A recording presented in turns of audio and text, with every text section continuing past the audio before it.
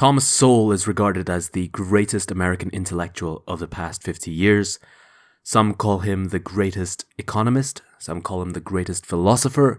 I call him on Saturdays, but he never picks up. That's probably because he lives a very private life. He's had various TV appearances. Most notably, he went on Bill Buckley's show in sort of the late 70s and the early 80s.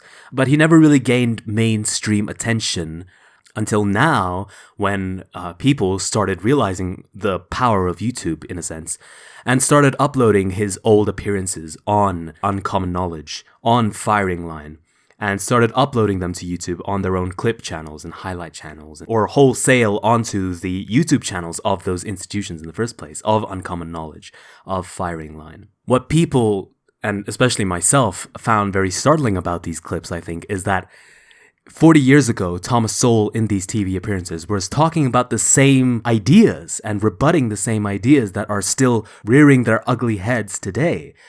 Because you can debunk a stupid idea, but you cannot, unfortunately, debunk stupid people. And stupid ideas come from everyone, but only the stupid people like them. Which is why Thomas Sowell has found work to do well into his later years, to the point that throughout his 80s he was writing books, and finally last year, I say finally, who knows, he might write another book.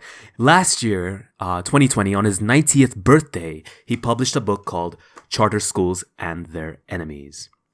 No subtitle, it's pretty self-evident what this book is about. Really, it's an argument for how the public school system is a complete failure. Charter schools are only presented as a superior alternative as they appear now, but obviously, the fact that charter schools have enemies, as the title points out, means that it could very much collapse, and then we wouldn't have a solution that we could go to, even if it was perfectly viable in the first place. Charter schools face a lot of political and economic, financial setbacks, mainly because of the teachers' unions and how they have a vested political interest in order to fund and protect supposedly the public schools, but really the interests of the teachers in those public schools. Even more specifically, the interests of bad public school teachers who want some job security despite the truly awful job that they do. And charter schools are a direct threat to that. Now, the book, note the title of the book, Charter Schools and Their Enemies. Obviously, there's more than one enemy. You cannot simply lay all the blame at the feet of the teachers' unions. But the teachers' unions are kind of like the final boss of this struggle, if you will. And Thomas Sowell does a great job at not only pointing out how the history of education in America has deteriorated from the greatest nation as far as educating its youngsters. That's a word that Thomas Sowell likes to use often. Educating its youngsters are concerned, to arguably the worst in the Western world. And charter schools, he says, is America's probably greatest chance to move against that threat, to restore some of the history and glory of the American educational system. I'm not going to talk too much about it. I have selected readings here in the palm of my hand. I have dog-eared several pages in my hardcover edition. I'm just going to read out certain sections that I think are particularly enlightening or very apt. So it's going to be sort of an abridged audiobook. I highly recommend you go buy the book yourself. And his writing style is a pleasure to read. It's very clear. It's not flowery at all. You can tell that he just wants to get the information across and to do it well, and he certainly succeeds in that. So, I will myself not indulge in too much floweriness, and I'll just get straight to the reading of the book, shall I? Charter Schools and Their Enemies, Thomas Sowell. Preface. In a sense, this story began back in the early 1970s, at a gathering of various conservative and neoconservative intellectuals hosted by Irving Kristol, then editor of a high-quality quarterly publication called The Public Interest. After a round of convivial recollections from those present about how we had begun our careers on the political left, or, as in my case, the far left as a Marxist, Irving raised a very serious question about how some way could be found to improve the substandard educational levels of most black school children. At that point, I said something like, "Oh, you were talking as if good education for black children is something that has never happened before, and that has to be created from scratch." That's my best Thomas Sowell, and you'll never hear it again, so enjoy it while it lasted. This immediately caught his attention, and he asked me to tell him where this had happened and how. I gave him a brief sketch of the history of all-black Dunbar High School in Washington, D.C., during the era from 1870 to 1955, and the various achievements of its graduates in elite colleges during that era, as well as in careers that led many of them to pioneer as the first black federal judge, the first black general, and the first black cabinet member, among other distinctions. His interest very much aroused, Irving urged me to research and write about this, and volunteered to finance the research. Out of this came an article titled Black Excellence, The Case of Dunbar High School, which appeared in the spring 1974 issue of The Public Interest. 2 years later, I wrote another article for The Public Interest about a number of successful black schools in various parts of the country, titled Patterns of Black Excellence. If I thought that, amid all the research and writings about failing black schools, many scholars and policymakers would be interested in black schools that succeeded, I was sadly mistaken. Many scholars and policymakers already had their own explanations for the failures of black schools and their own solutions for that problem. What I had written was, to them, at best a passing distraction, if not something that needed to be discredited so that they could get on with promoting their own prescriptions, policies, and programs. Chief Justice Earl Warren had already declared racially separate schools to be inherently unequal in the Supreme Court's landmark Brown v. Board of Education decision in 1954. So, racial segregation was the prevailing explanation of substandard black educational achievements. The fact that all-black Dunbar High School was only about a mile away from the Supreme Court, where the Chief Justice made his historic pronouncement, and that Dunbar at that time sent a higher proportion of its graduates on to college than any white public high school in the city, was a fact that was probably unknown to those crusading for racial integration in the schools, and that fact probably would not have made any difference to them, even if they had known it. Many people had already made up their minds and did not want to be confused by facts. Years of mandatory busing of black children to white schools in order to achieve racial integration was the logical corollary of what Chief Justice Warren had said, though the Brown v. Board of Education decision did not itself prescribe mandatory busing. The busing crusade produced heated controversies, bitter racial polarization, and dangerous confrontations in the streets, with school children caught in the middle of it all, but little, if any, net benefit to the educational levels of black children. Eventually, the busing crusade faded in futility, but something very different later appeared on the horizon: the idea that low-income parents should be allowed to choose where their children went to school, just as high-income parents already could by sending their children to private schools if the local public school was unsatisfactory. Extending choice to parents in general could be done in a variety of ways, including vouchers that could cover tuition at low cost, private schools, such as some Catholic parochial schools. That was just one option among many. There were also magnet schools, homeschooling, and tuition tax credits, for example. Eventually, one of the most strikingly successful kinds of schools that emerged from this experimentation was the charter school, a special public school freed from some of the rigidities of regular public schools and allowed to receive government financial support only so long as its students' educational outcomes met various educational criteria. Not all charter schools turned out to be successful, just as not all traditional public schools turned out to be successful, or all failures for that matter. But particular charter schools, and especially some particular networks of charter schools located in low-income Black and Hispanic neighborhoods, achieved educational results not only far above the levels achieved by most public schools in those neighborhoods, but sometimes even higher educational results than those in most schools located in affluent white neighborhoods. No one expected that. Anyone who might have predicted such an outcome beforehand would have been considered to be hopelessly unrealistic. This story might seem to have had a happy ending, at least for that fraction of minority students attending successful charter schools. But, in fact, even the most successful charter schools have been bitterly attacked by teachers' unions, by politicians, by the civil rights establishment, and assorted others. How can success be so unwelcome? It is apparently not unwelcome to parents of low-income minority students. In New York City alone, there are more than 50,000 children on waiting lists to get into charter schools. Yet, New York's mayor has announced an end to the expansion of charter schools and threatened restrictions on those already functioning. It is much the same story in California and in many other places in between. Understanding why and how educational success has been such unwelcome news to so many people and institutions is the purpose of this book. With growing political threats to charter schools across the country, the stakes could not be higher for poor and minority youngsters, for whom a good education is their biggest opportunity for a better life. That in itself is enough to make this story well worth understanding by all people of goodwill, despite whatever other differences they might have. Thomas Sowell, The Hoover Institution, Stanford University. With the preface done, we get to the foundational comparison between charter schools versus public schools and whether charter schools even have this advantage in the first place.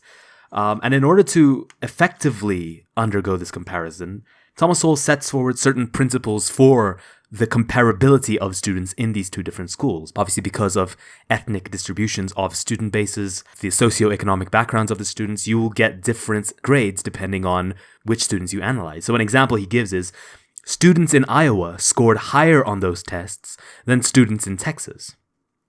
But whites in Texas scored higher than whites in Iowa. Blacks in Texas scored higher than blacks in Iowa. Asians in Texas scored higher than Asians in Iowa. And Hispanics in Texas scored higher than Hispanics in Iowa. Well, how then could Iowa students as a whole have scored higher than Texas students as a whole? Simply because Iowa's student population is predominantly white, and students in Texas include far more minority students, mostly low-income minorities. While gross statistics might suggest that Iowa had better schools than Texas, an ethnic breakdown of the population taking those tests would suggest the direct opposite.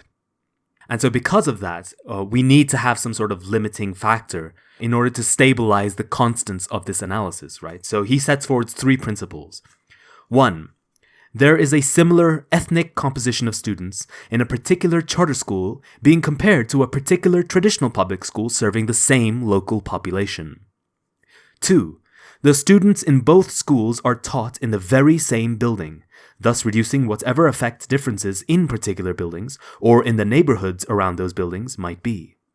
This also reduces the likely range of dispersion in the locations of the homes from which the students come, as well as the likely dispersion of their socioeconomic backgrounds. 3.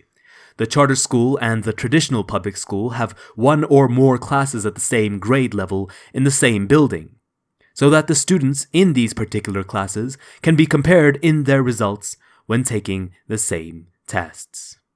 He explains further, schools meeting all 3 requirements simultaneously are by no means common, but if our goal is to compare educational results among truly comparable students in truly comparable circumstances, whether those students are in charter schools or in traditional public schools, then this may be as close as we can come to achieving that. Uncommon as it may be to find large numbers of such situations in a given community, New York City is exceptional in having a substantial number of charter schools and traditional public schools meeting all 3 requirements. In school year 2017 to 2018, there were more than 23,000 New York City students in particular classes meeting all those requirements in these particular schools. So New York City has a substantial sample of ethnically and socioeconomically comparable students whose educational outcomes can be compared. And indeed, that is exactly the data that he later analyzes in Chapter 2, Charter School Results. Now, I'm not going to read the entirety of Charter School Results, but he does go through 5 charter school networks and how they compare against the public school students that satisfied those 3 criteria that were previously set out. The first is the KIPP Charter School. What I'm going to do is I'm just going to read the overview of what the charter school network is, and then I'm going to flip over to the conclusory analysis for each of the charter school networks. So, the first charter school network, KIPP Charter Schools. The KIPP Charter Schools are the largest non-profit network of charter schools in the country. The first of KIPP's more than 200 schools, now scattered from coast to coast, began in Houston in 1944, and the second a year later in New York City's South Bronx. Both schools serve predominantly minority youngsters from low-income families, as do other schools in the KIPP network. In New York City, there were 11 KIPP charter schools in school year 2017 to 2018, including 5 located in the same buildings with one or more traditional public schools serving the same community, and having some classes at the same grade level in both kinds of schools. In each of these 5 KIPP charter schools, at least 95% of the students in our sample were either Black or Hispanic in 2017 to 2018. This was also true of the ethnic breakdown in the traditional public schools housed in the same buildings. Most of the students in both the KIPP charter schools and in the traditional public schools housed with them were classified as economically disadvantaged by the New York State Education Department. Okay, and the conclusion for the KIPP charter school. Overall, the KIPP charter school students considerably outperformed most of their traditional public school neighbors in the same grade levels in the same 5 buildings in New York City in school year 2017 to 2018.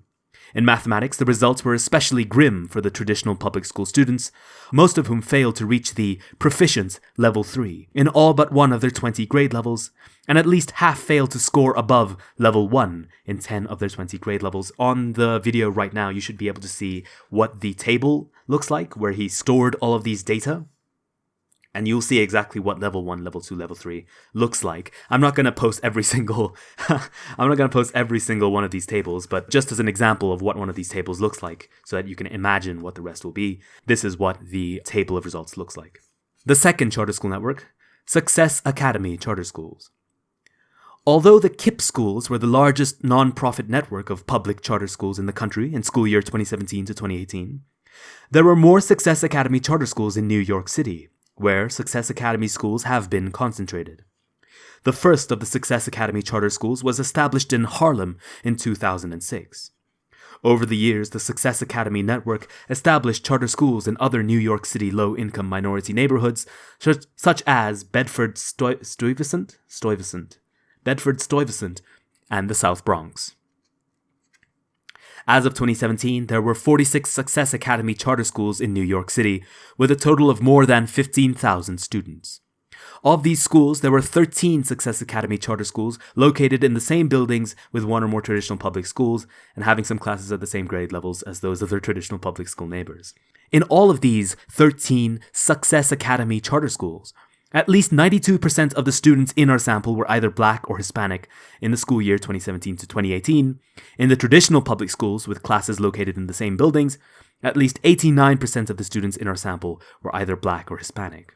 A majority of these students in both Success Academy charter schools and traditional public schools housed with them were classified as economically disadvantaged by the New York State Education Department.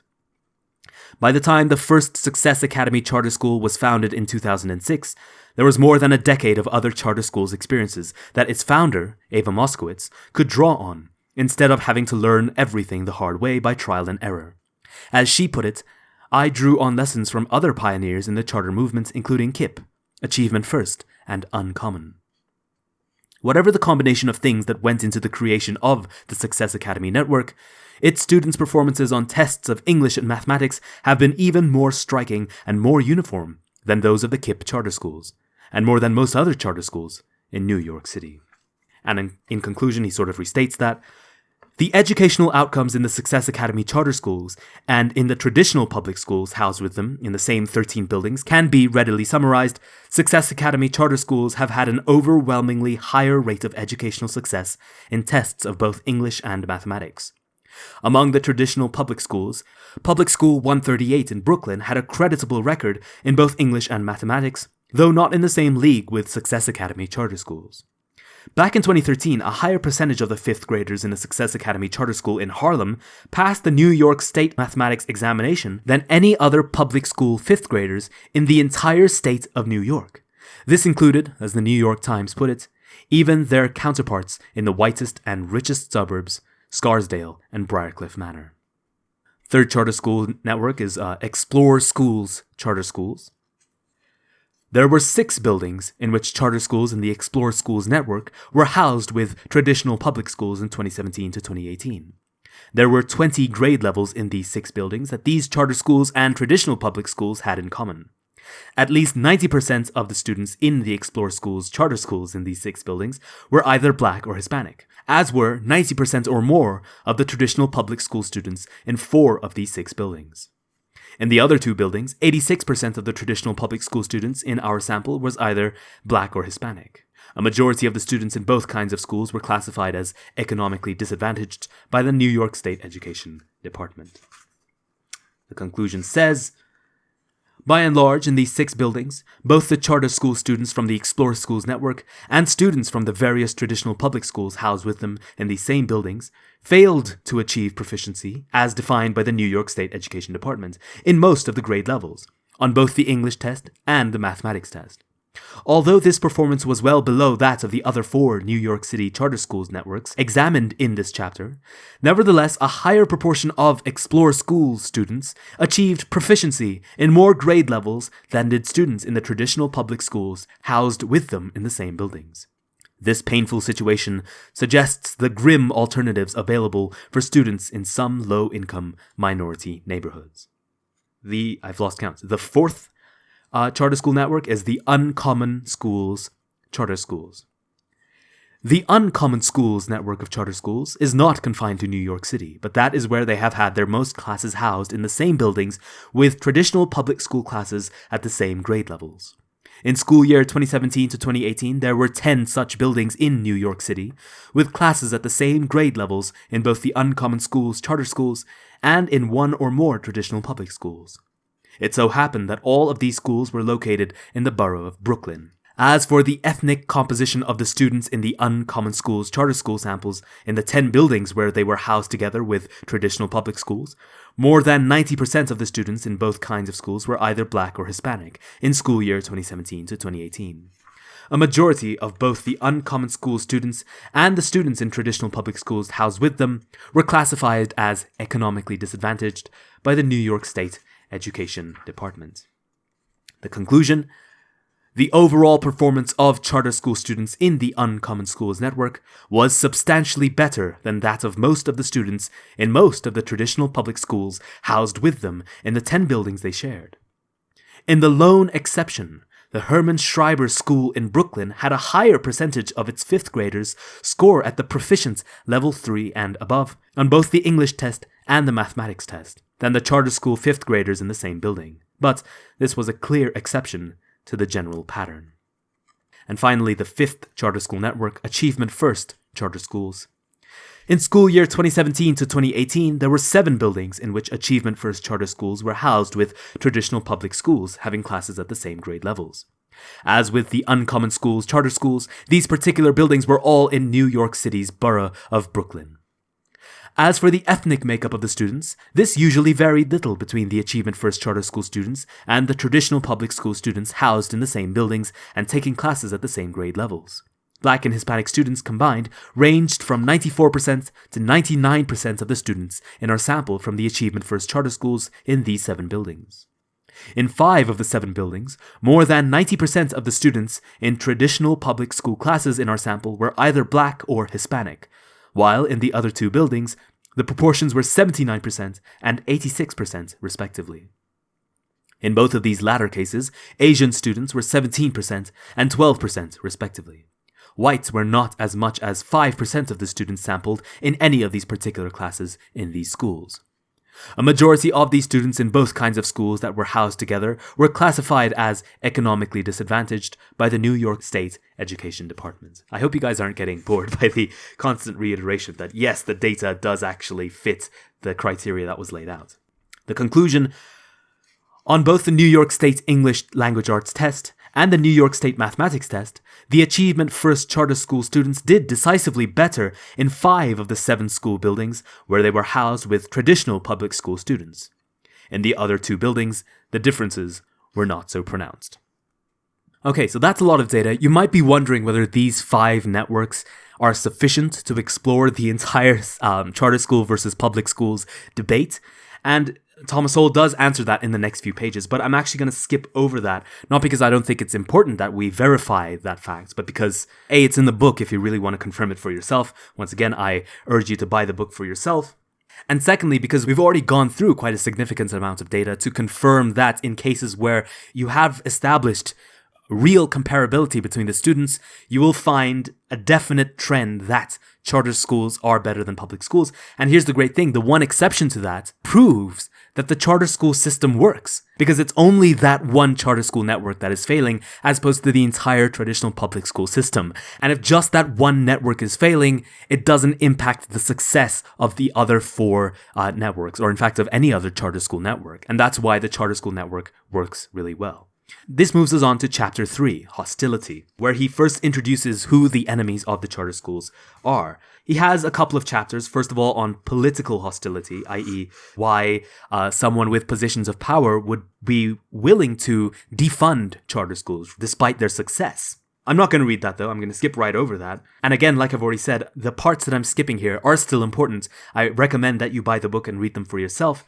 It's just the most revealing parts of the book, to me personally, are not in these chapters, are not in these sections that I'm not going to read. They're so prominent and obvious, right, that charter schools have a political component and political enemies, that charter schools have opposition from public school teachers, which is the second section of this chapter, which is why I'm not really going to introduce the enemies the way that Thomas Sowell does in the book. If you're more curious, I don't know how many times I'm going to have to repeat this, but just buy the book and read it yourself, which is why I'm going to skip over to Chapter 4, which is called Accountability, which essentially puts forward the argument of how exactly public schools are failing and why, therefore, charter schools or any alternative is necessary in the first place, and why it is so important that this hostility from the previous chapter, all of which I've skipped, becomes a sort of villainy in its own right and not, whatever righteous indignation it presents itself as. So we're going to read a little bit from a section called Teacher Accountability. In 2010, the New York Times reported that there were about 550 New York City public school teachers in rubber rooms, costing the city $30 million a year.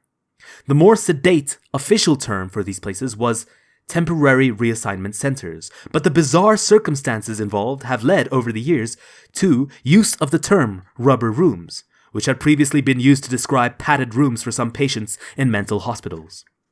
The teachers reporting to temporary reassignment centers in various parts of New York City were teachers who did no teaching, nor anything else, because education officials did not want them in the classrooms for various reasons, ranging from incompetence to misconduct. And yet these teachers could not be simply fired, under the highly restrictive provisions of the school's contracts with the teachers' unions. To fire them could take years of minutely specified procedures, and they were not wanted in the classroom while this long process dragged on. In 2009, a New Yorker magazine article estimated the number of teachers in the city's rubber rooms as more than 600 and described their routine. The teachers have been in the rubber room for an average of about 3 years, doing the same thing every day, which is pretty much nothing at all. Watched over by 2 private security guards and 2 city Department of Education supervisors, they punch a time clock for the same hours that they would have kept at school, typically 8:15 to 3:15. During all the time spent in the rubber room, teachers not only received their full salary, but also continuing contributions to their retirement fund and continued accumulation of seniority. One of the teachers in a rubber room was there because she had been found unconscious in a classroom with 34 students, and a fellow teacher who came near her smelled alcohol. After 2 years in the rubber room, she and the school system reached a negotiated agreement. She would be allowed to return for 1 semester of teaching and then be reassigned to non-teaching duties in a school office, where she would be retained as long as she submitted to random alcohol testing. Eventually, however, she passed out in the office and was unable even to blow into a breathalyzer to be tested for alcohol. But alcohol was found in her water bottle, so she was able to be fired under the special terms of her special agreement. But that such an arrangement had to be negotiated after 2 years of her being paid for doing nothing in a rubber room was one sign of how much more costly it would have been to have tried to fire her outright when she was first found passed out in the classroom and smelling of alcohol. This woman was not typical of teachers, nor is that the point. The point is to show to what extremes the tenure protections of unionized teachers can be carried. So that is the kind of lacking of teacher accountability you find in the public school system. Thomas Sowell, in the next paragraph, contrasts this with charter schools, where you can be fired just for being a bad teacher, right? Just for not getting your class up to a certain level of proficiency. And you might be wondering, okay, how exactly is this proficiency scored? Well, it's usually done through tests. And you might say, oh, but tests, how are you supposed to know if the students are actually learning if you're just scoring them on the test? Well, Thomas Sowell, of course, has a subsection on that too, which is called test accountability. The role of tests. In virtually every kind of organized endeavor, whether industrial, medical, musical, military, financial, or innumerable other organized activities, there is usually some point where people are tested for the quality of what they are doing, usually with consequences when that quality is below what was expected or required. Only among defenders of traditional unionized public schools is it considered an unjustified imposition to judge students, teachers, or schools by how much learning has actually taken place. But standardized tests seem especially appropriate in a subject like mathematics, where there is little room for subjective criteria. Professor Diane Ravitch and others make a sharp distinction between diagnostic tests, used by teachers to track how well students are learning what is being taught, so as to make adjustments for teaching individual students or classes, as contrasted with high-stakes tests that lead to positive or negative consequences for students, teachers, or schools. According to Professor Ravitch, testing should be used diagnostically, not to hand out rewards or punishments. Consistent with that premise, she declares, test scores should remain a private matter between parents and teachers, not shared with the district or the state for any individual student. The district or state may aggregate scores for entire schools, but should not judge teachers or schools on the basis of these scores. There could hardly be a clearer repudiation of accountability for educational end results. Amid Professor Ravitch's many declarations of things other than teachers and schools that might be causes of low educational outcomes in low-income minority communities, it is hard to find anything that could test whether teachers or schools might have any conceivable effect, whether large or small, on educational achievement gaps. Her position is consistent, if nothing else. The achievement gaps are rooted in social, political, and economic structures. If we are unwilling to change the root causes, we are unlikely ever to close the gaps. What we call achievement gaps are in fact opportunity gaps. The very consistency of this logic makes it vulnerable to refutation by facts.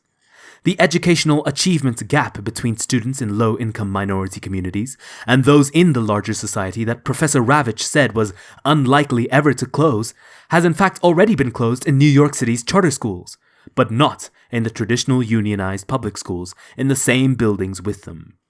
While Professor Ravitch is a prominent advocate for the argument she makes, such arguments are widespread among intellectuals, politicians, and, above all, teachers' unions.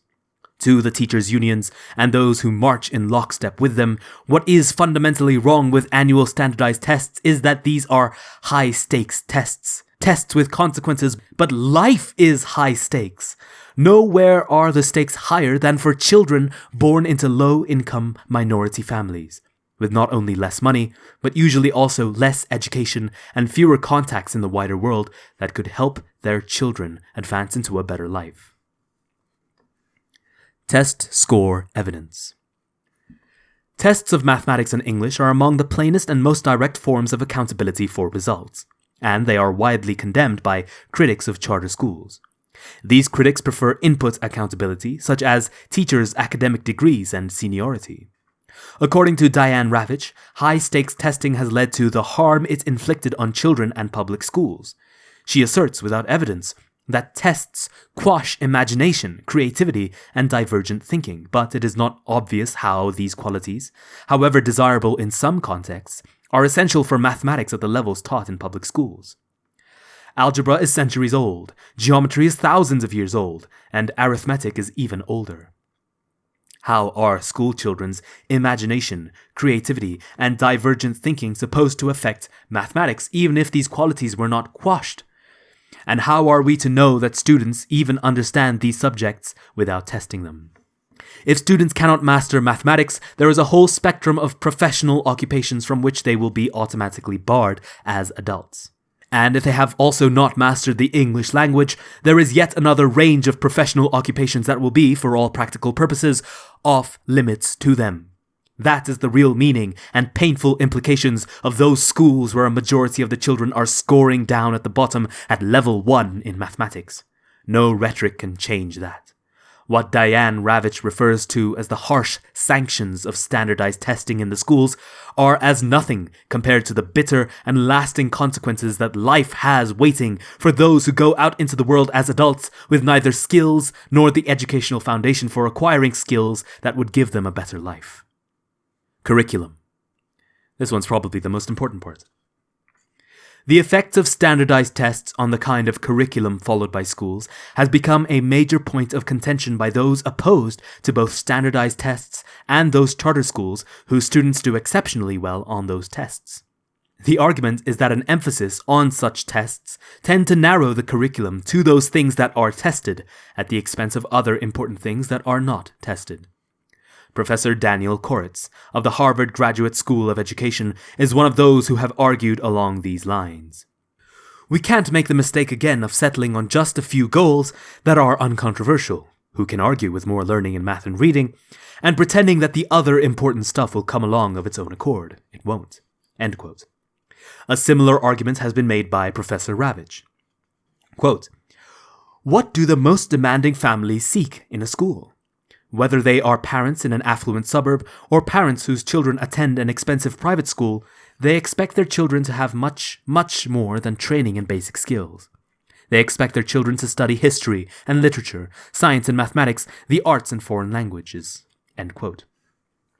Whatever the merits in the abstract of some of these things that are said by Professors Koretz and Ravitch, such arguments are like something out of Alice in Wonderland when applied to children unable to do arithmetic in their neighborhood public school, nor be fluent in the language of the wider society beyond their neighborhood, a society which they must ultimately deal with as adults. As the principal of a Washington, D.C. school put it, I'm not going to put my kids in art when they can't read. For low-income minority students, a mastery of mathematics and English is a ticket out of poverty and a foundation for developing skills in a wide range of professions. Without such skills, these children will be lucky to find decent jobs when they reach adulthood, much less fulfilling careers. To say, as Professor Koretz does, that there is other important stuff in no way changes the need for trade-offs or even triage in the education of some students from an educationally impoverished background. Wherever anyone wants to go, whether literally or figuratively, they can get there only from where they are. And people from different social backgrounds are in very different places educationally. There is no need for a one-size-fits-all education, even if that presents a tableau pleasing to adults with a particular social vision. In many contexts, it is necessary to keep reminding ourselves of the fundamental fact that schools exist to educate children, and that children differ greatly in what they bring to school. Mathematics and English may be depicted as narrow subjects, but their applications in the real world are far from narrow. Moreover, the bugaboo... Wow. Oh my god. I wasn't expecting that at all. Moreover, the bugaboo of teaching to the test, as it applies to mathematics, seems hard to distinguish in practice from simply teaching algebra, geometry, or arithmetic. If a mathematics test asks for the distance from home plate to second base on a baseball diamond, a square with 90 feet on each side, you either know the Pythagorean theorem or you don't. It doesn't matter whether you learned it for a test or for its own sake. As a practical matter, the ability to determine distances without physically measuring them can be important in many contexts. Optical rangefinders, based on mathematical principles, have been used from photography to naval warfare, where this can be a matter of life and death. Skills exist for a reason.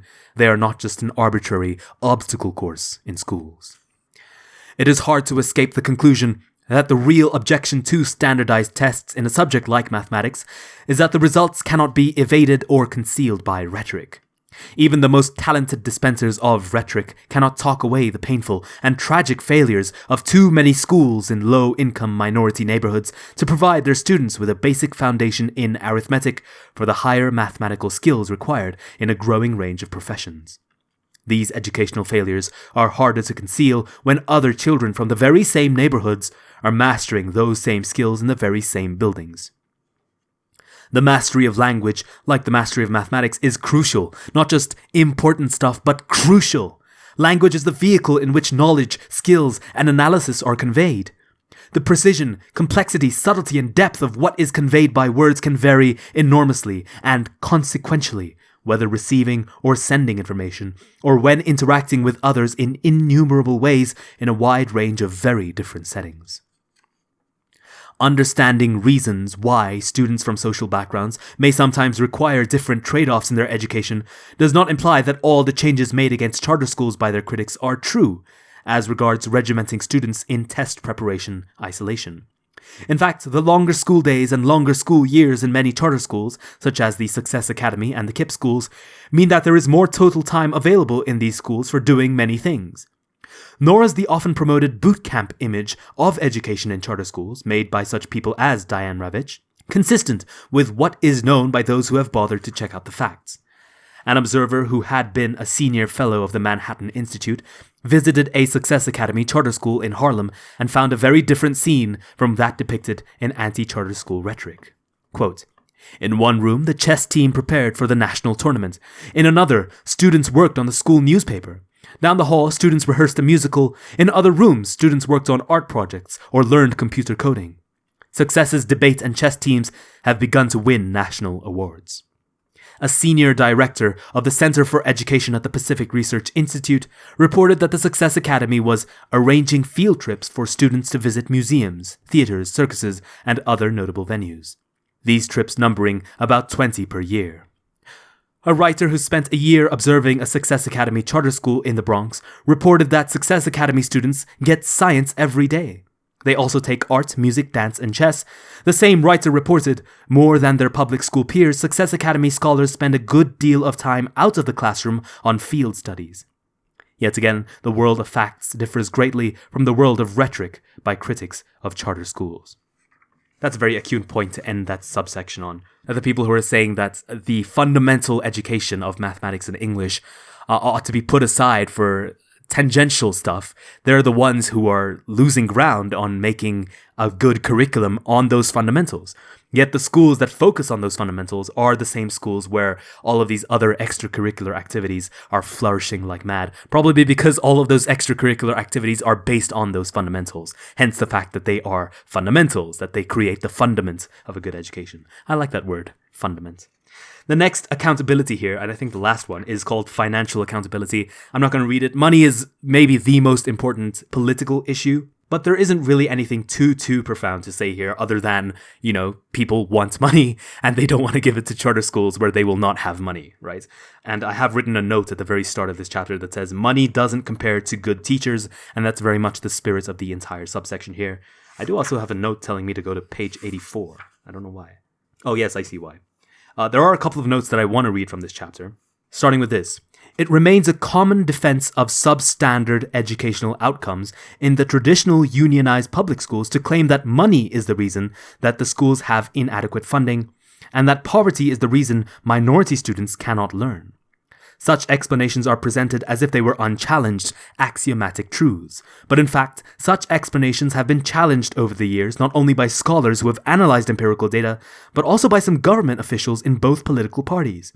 Back in 1967, good God, Democratic Senator Robert F. Kennedy of New York, in an exchange with Commissioner of Education Harold Howe, said, "I wonder if you could make a comment as to whether we are, in fact, doing more than just putting money in the hands of the authorities, and whether we are just continuing practices that have been in existence for decades and which have not, in my judgment, achieved the education of the deprived child."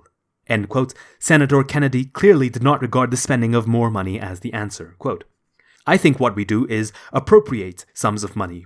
And in many of these communities and cities and areas of the system, the money goes into the educational system and they continue exactly what they have been doing for the last several decades, which means not educating the child properly and means turning out children undertrained to meet this world's needs." This was in 1967, dear God.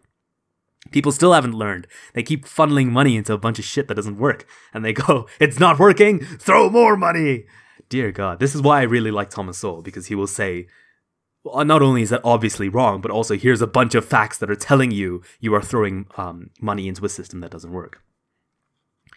Years later, Secretary of Education Roderick R. Page, in a Republican administration, likewise said, after spending $125 billion of Title I money over 25 years, we have virtually nothing to show for it. So that's the basic point about the financial aspects of charter schools. Okay, so let's move on to Chapter 5, Student Differences. And this, I think, in much the same vein as the part I was reading about the curriculum not that long ago, this is maybe the most important chapter to me personally. Like, this is where the heart of the book is. That says not only everything you actually really need to care about, but also why the harm is more than palpable. It's not only a threat, right? It is actually deeply harming our society. So I'm going to read the entirety of Chapter 5. It's going to be a doozy. It's 22 pages, so it should take like an hour. But I hope you enjoy. I hope you've got like hot chocolate or some mug of hot water or something. Chapter 5, Student Differences. The most fundamental fact about traditional public schools is that compulsory attendance laws guarantee that children of all sorts of dispositions and capabilities must attend. To assume that they all want to be there and are all striving to achieve success there is to ignore the most blatant realities. There is no reason to have expected any such things, and such expectations defy painfully large amounts of evidence to the contrary, not only in the United States, but in other countries as well. Whatever the intellectual or other potential that human beings may have at the moment of conception, that is no measure of what developed capabilities they will have when they enter schools.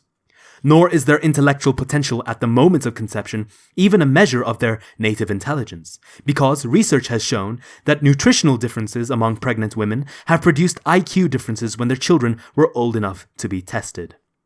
There is no equality of circumstances even in the womb. Newborn babies do not enter the world with equal chances, even in a society with equal opportunity for people who have equally developed capabilities. Where one might expect to find the greatest equality among children born to the same parents and raised in the same home, there are nevertheless striking inequalities not only in the United States but also in countries on the other side of the Atlantic, as shown, that's Europe by the way, as shown by studies going back as far as the 19th century. A specific example of a general pattern was shown by a study of National Merit Scholarship finalists. More than half the finalists were the firstborn child in their family, whether in 2-child, 3-child, 4-child, or 5-child families. And even in 5-child families, the firstborn was the National Merit Scholarship finalist more often than the 4 other siblings combined. Other studies have shown that firstborn children tend to average higher IQs than their siblings and to be overrepresented in various kinds of achievements, ranging from leading composers of classical music to astronauts. Children who were an only child had similar above-average achievements. This suggests that undivided parental attention in early childhood has long-run benefits. This conclusion is also consistent with the fact that twins tend to have slightly lower average IQs than people born singly, but not by as much if one twin is stillborn or dies early. Lesser parental attention is also received by children raised by a single parent, and such children have, on average, far more problems when growing up and in adulthood. Again, not just in the United States, but also on the other side of the Atlantic.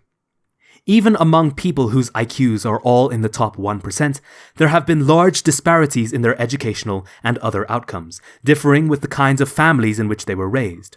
When we add socioeconomic differences, the probability of equally developed capabilities among children become even less likely, not just from differences in money, but from very different child-rearing practices in different socioeconomic classes.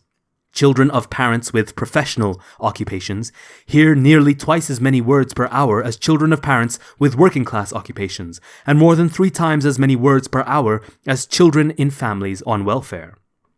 Moreover, the kinds of words are also different, overwhelmingly more positive and encouraging words than negative or discouraging words in families where the parents have professional occupations, and more negative and discouraging words than positive and encouraging words in families on welfare.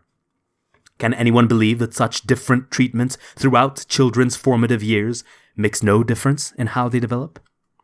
There is no point arguing as if there is some natural or probable equality of developed capabilities, so that unequal outcomes are evidence or proof of some malign intervention that has thwarted this natural or statistically probable outcome which has been assumed.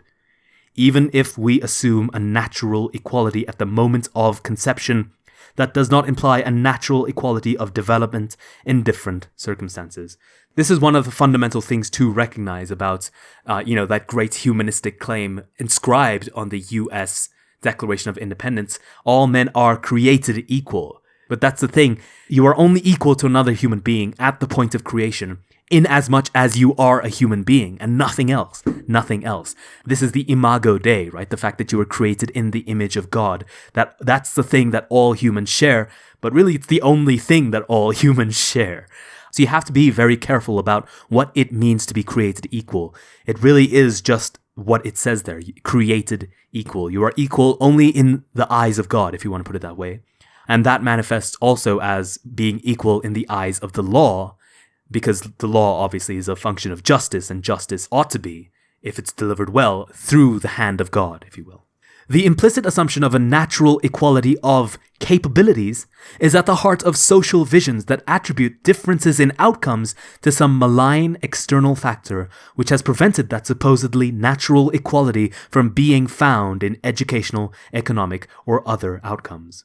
None of this denies that there has also been malign treatment of individuals and groups on every continent inhabited by human beings and over thousands of years of recorded history. Inhumanity to fellow human beings has long been a painful reality, but it has no monopoly as a cause of differences in outcomes. There are too many factors, many of them beyond any individual or social control, making equal capabilities, or even equal striving for the same things, very unlikely. Fierce controversies as to whether differences in educational, economic, and other outcomes are due to genetic differences or to social injustices often ignore the possibility that there are many other causes of disparate outcomes, including differences in what people want to do and are prepared to invest their time and efforts in trying to do. If Asian Americans are greatly underrepresented in professional basketball, for example, that is not necessarily because they are innately incapable of playing the game, or because there are evil people determined to keep them out. We should at least not dismiss the possibility that many Asian Americans may be culturally oriented toward putting their aspirations and efforts in other directions, where they tend to be quite successful. Other groups as well have particular endeavors in which they excel, and other endeavors where they are either unsuccessful or virtually non-existent. Even groups whose educational or socioeconomic outcomes in general are substandard tend nevertheless to have some particular endeavors in which they not only hold their own, but excel. Given the many factors operating against an equal development of capabilities among individuals and groups, including demography and geography, each of which can have huge consequences for individuals, groups, and nations, we may never have a definitive answer to the question as to why some individuals and groups do better in some things than do other individuals and groups. However, we live with less than definitive answers to many questions, and even make progress nevertheless. But dogmatic certainty is a greater threat when it narrows the many causes of inequalities to whatever fits a particular social vision. That's a great sentence. Dogmatic certainty is a greater threat when it narrows the many causes of inequalities to whatever fits a particular social vision. Something to tattoo around your arm. That is a danger all too often found in the field of education, as regards the education of school children. Differences in capabilities and outcomes are not automatically anyone's fault. Whose fault is it that someone was the last child born in a family rather than the first? That their parents had little education while other parents had much education? Or that they were raised in a culture that exalts other things more so than education?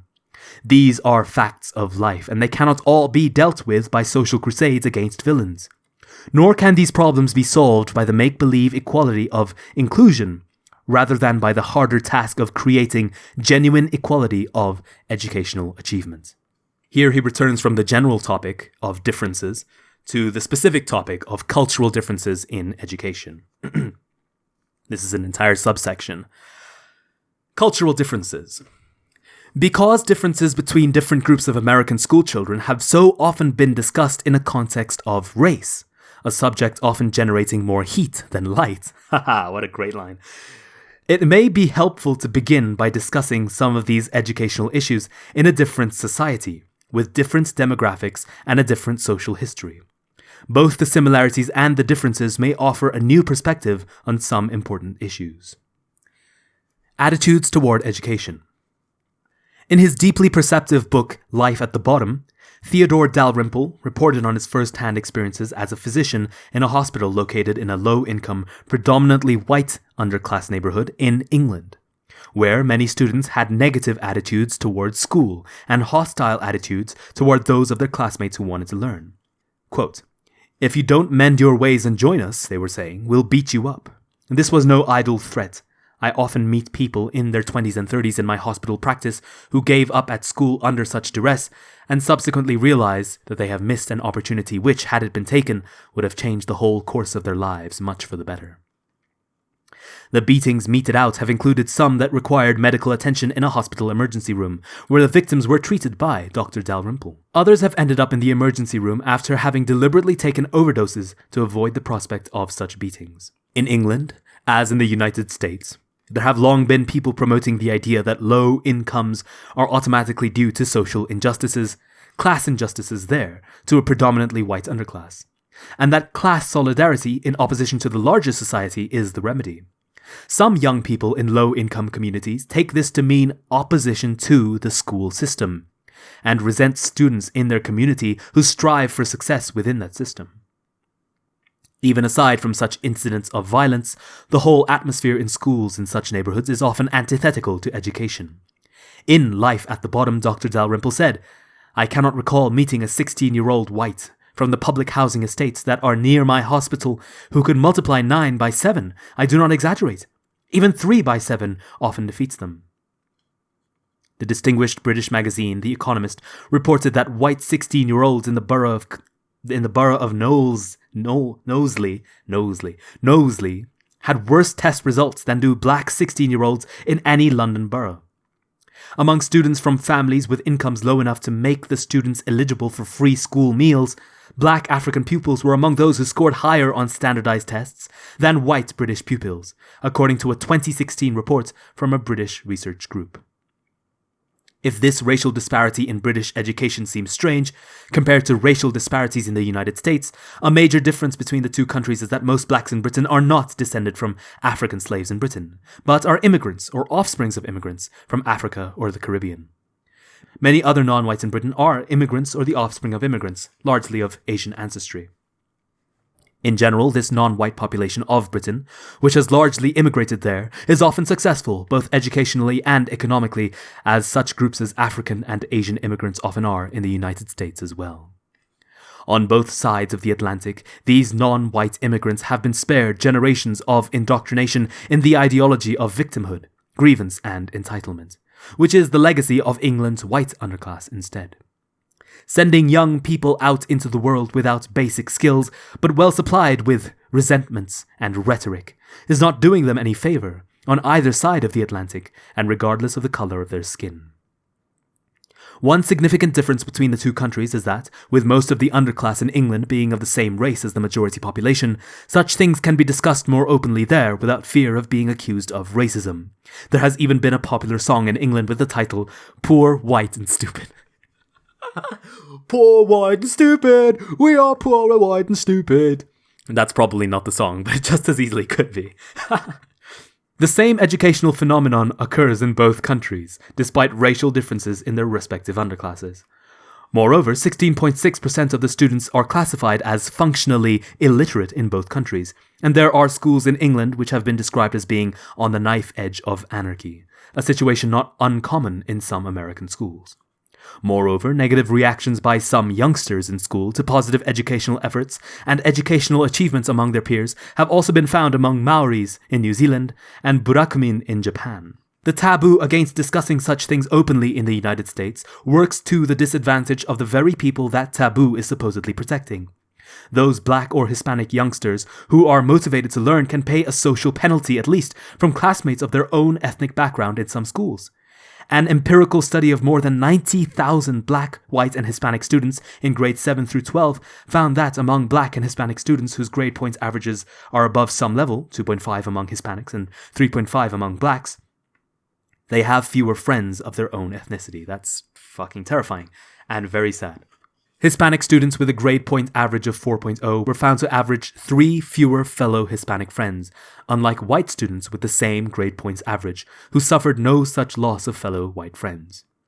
Reduced numbers of friends of the same ethnicity by black students with high grade points averages has likewise been part of a pattern of negative responses by their peers to black students perceived as acting white.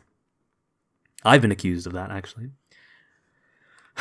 An empirical study of the acting white phenomenon by Professor Roland G. Fryer of Harvard concluded that this pattern is most prevalent in racially integrated public schools and is less of a problem in the private sector and in predominantly black public schools. In other words, what critics call segregated charter schools are schools in predominantly minority communities, where motivated minority students are educated among other motivated minority students. In these settings, such students can freely pursue academic achievement without the negative social pressures that can be acute in some racially integrated schools, where minority students with behavior patterns and academic achievements similar to those of white students in those schools can be seen as traitors to their race who are acting white. In England, the parallel phrase is class treachery. Class treachery. Class treachery. Treason is treason against our class. This is not to say that racially homogenous schools should be sought as a goal, but it does suggest that, where charter schools are located in predominantly black and or Hispanic neighborhoods, the reality of educational success should not be sacrificed for the rhetoric of integration or diversity. The successful educational track record of these charter schools and the contrasting educational futility of racial integration crusades both demonstrate that white classmates are neither necessary nor sufficient for non-white students to achieve educational success. That's a kind of racism in the first place, that like through osmosis of white people you will become smarter. It's like, what the fuck are you talking about? Segregation, integration, and diversity. All of those in quote marks, by the way. For many generations, black school children were, by law, educated in schools separate from those in which white school children were educated, universally throughout the South, and at various times also in northern communities, either by law or de facto by gerrymandered attendance zones or in other ways. Back in 1896, the Supreme Court of the United States ruled that racial segregation was not in violation of the 14th Amendment's guarantee of equal protection of the laws if segregated facilities for blacks were separate but equal. For more than half a century, this separate but equal doctrine prevailed, despite numerous and blatant indications that the separate schools for black children were by no means equal in resources or otherwise. The historic 1954 Supreme Court decision in Brown v. Board of Education repudiated the separate but equal doctrine, with Chief Justice Earl Warren declaring that separate schools were inherently unequal. In the atmosphere of acclaim for this overdue landmark decision, few questioned the implications of the rationale that schools whose students were all black were inherently unequal. This is why I love Thomas Sowell, because he'll just say the truth as it is, not for the sake of political correctness or anything like that. And in fact, the things that are said through political correctness, he'll clearly say that's either false or immoral or just wishful thinking. Nevertheless, only about a mile from the Supreme Court building where this pronouncement was made was an all-black school, Dunbar High School, which sent a higher percentage of its graduates off to college than any white public high school in Washington. As far back as 1899, when there were 4 academic public high schools in Washington, students from this all-black public high school scored higher on tests than 2 of the 3 white public high schools. There is a footnote here that says, the name Dunbar High School was used beginning in 1916 for a new building in which the school was housed. Before, the same institution was called the M Street School, but it was continuously the same school, referred to here as Dunbar High School to avoid confusion. Okay. Over the next half-century, alumni of this all-black high school went to some of the most elite colleges in the country, graduating Phi Beta Kappa from Harvard, Yale, Amherst, and other top-tier academic institutions. I have never understood this Phi Beta Kappa, Gamma Delta Alpha, whatever, that stuff. If anyone has gone to these American universities, I don't think anyone going to an Ivy League school is listening to my videos, but I mean in general and in other, lesser colleges and universities, what exactly are these Greek alphabet letters? The first 3 black women to receive a PhD in America were all from this high school, 2 as students and 1 as a teacher. Other alumni of this school included the first black federal judge, the first black general, the first black cabinet member, and the first black tenured professor at a major national university, as well as Dr. Charles Drew, who became internationally recognized for his pioneering work on the use of blood plasma. Separate schools were not inherently unequal. As happens all too often in the history of ideas, even the correction of a demonstrably false idea can go too far in the other direction and introduce another false idea. The Jim Crow laws in the South, like the apartheid laws in South Africa, did not simply separate blacks from whites, but deliberately discriminated against blacks in innumerable ways. The separation facilitated the discrimination. Major League Baseball did not admit black players until 1947. But that did not make black ball players inferior, even though they played in a separate league of their own. After black players entered Major League Baseball, there were 7 consecutive years when no white player won the National League's Most Valuable Player award. The logical corollary of Chief Justice Warren's pronouncement was that black students needed to be educated in the same schools with white students for the education to be equal. Even though the 1954 decision did not say that, this logic took over, and years were spent busing black children to white schools in search of higher educational results that were expected to close the racial educational achievement gap, which it failed to do. Closing the racial gap in educational achievements began to happen on a large scale long after the busing crusade was over, and it happened largely in overwhelmingly non-white charter schools, of which the Success Academy charter schools in Harlem and other low-income minority neighborhoods are a classic example. Social crusades, however, have their own momentum, and mere facts are often unable to stop them. The slipperiness of words has allowed critics of charter schools to condemn them for being segregated. Anti-charter school intellectuals, politicians, and organizations have repeatedly raised the cry of segregation against charter schools located in low-income minority communities such as Harlem, Bedford-Stuyvesant, and the South Bronx. To Professor Diane Ravitch, for example, substandard educational levels in traditional public schools in such communities are not the problem, and charter schools are not the answer, because charters will not end the poverty at the root of low academic performance. Instead, what she sees as needed are broader social policies. Quote, "We should set national goals to reduce segregation and poverty. In combination, these are the root causes of the achievement gaps between economic and racial groups." In short, Professor Ravitch sees the problem as not being in the educational system, but in a failure of the larger society to deal with poverty and a lack of racial integration. But, in terms of hard evidence, New York City charter schools that have had no capacity to end either poverty or racial concentrations of minority students have nevertheless closed the racial achievements gap in education. Another prominent intellectual opposed to charter schools, Jonathan Kozol, whose book, The Shame of the Nation, has the subtitle The Restoration of Apartheid Schooling in America, argues that the way to counter negative peer pressure against minority students seeking educational excellence is to change the makeup of their peers by letting them go to schools where all their classmates are not black and brown and poor. But the research by Professor Roland G. Fryer of Harvard showed that it is in the very kinds of schools recommended by Mr. Kozol that the acting white hostility to black students seeking educational achievement is strongest. Some people have made a plausible sounding argument that black students need not only educational skills, but also a social familiarity with the culture of the larger white society around them. A statement quoted approvingly by Jonathan Kozol is that the historic Brown v. Board of Education decision was not about raising scores for non-white students, but about giving black children access to majority culture, so they could negotiate it more confidently. The same source quoted approvingly by Mr. Kozol also declared, "It is foolhardy to think black children can be taught, no matter how well, in isolation, and then have the skills and confidence as adults to succeed in a white..." Sorry, I just had a flash of anger. "In a white world where they have no experience." Plausible as this argument might seem, what was dismissed as foolhardy is precisely what Dunbar High School graduates succeeded in doing for generations as they went on to become the first black who had various educational and professional achievements, paving the way for other blacks to follow. The fact that an idea sounds plausible and is consistent with the prevailing social vision does not exempt it from the test of empirical evidence. The school system and the city in which Dunbar students lived were by no stretch of the imagination racially integrated.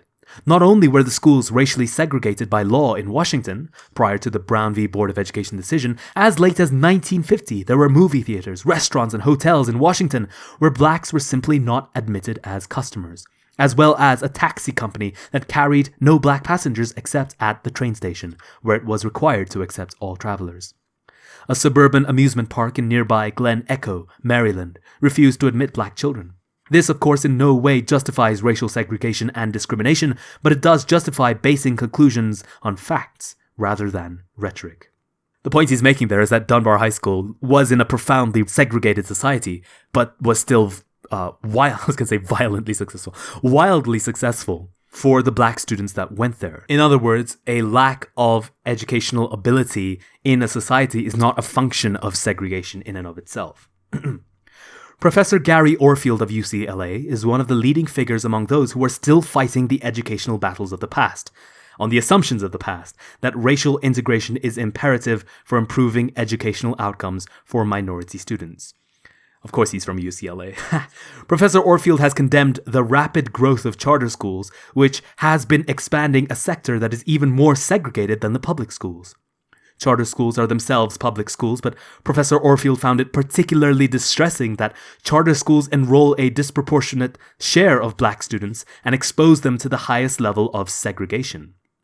He has called charter schools apartheid schools, with 0 to 1% white classmates, the very kind of schools that decades of civil rights struggles fought to abolish in the South. I like this phrase that Thomas Sowell used. There are people who are still fighting the battles of the past on the assumptions of the past, right?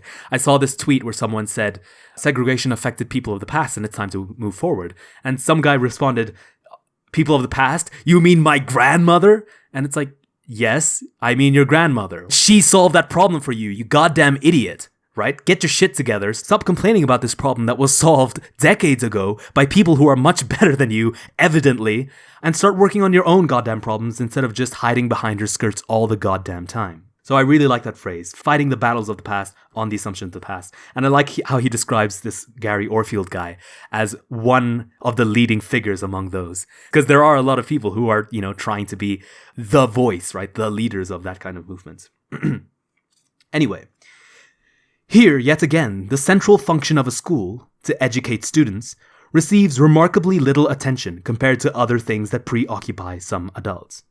Unlike other public schools, charter schools can receive only children who voluntarily apply.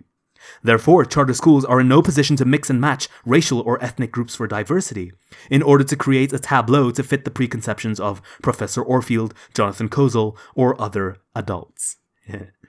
Professor Orfield may choose to call this shoddy educational and civil rights policy, but hard data on educational outcomes tells a very different story. What seems truly questionable is the use of words like segregation and apartheid to describe statistics. A dictionary definition of the verb segregate reads, to separate or set apart from others. I wonder what dictionary that is. It says, its source is number 48, which in the notes here says Random House Webster's College Dictionary. Okay, cool, thanks. A dictionary definition of the verb segregate reads, to separate or set apart from others. It is something imposed by someone on someone else. That is why racial segregation in the United States and apartheid in South Africa were abhorred. But is opening a school in a community whose population is already heavily of one racial or ethnic background segregating that population? In most cases, whatever caused that racial or ethnic concentration existed before the first charter school existed. If a charter school opens in New York City's Chinatown, and all the children who enroll are Chinese, is that segregation? Should we have expected Irish or Jewish children in Chinatown? Just busing a bunch of Jewish children into Chinatown. That's funny. Neither racial segregation in the United States nor apartheid in South Africa were just statistical conditions. Nor would people have fought and even put their lives on the line if segregation and apartheid were just statistical conditions.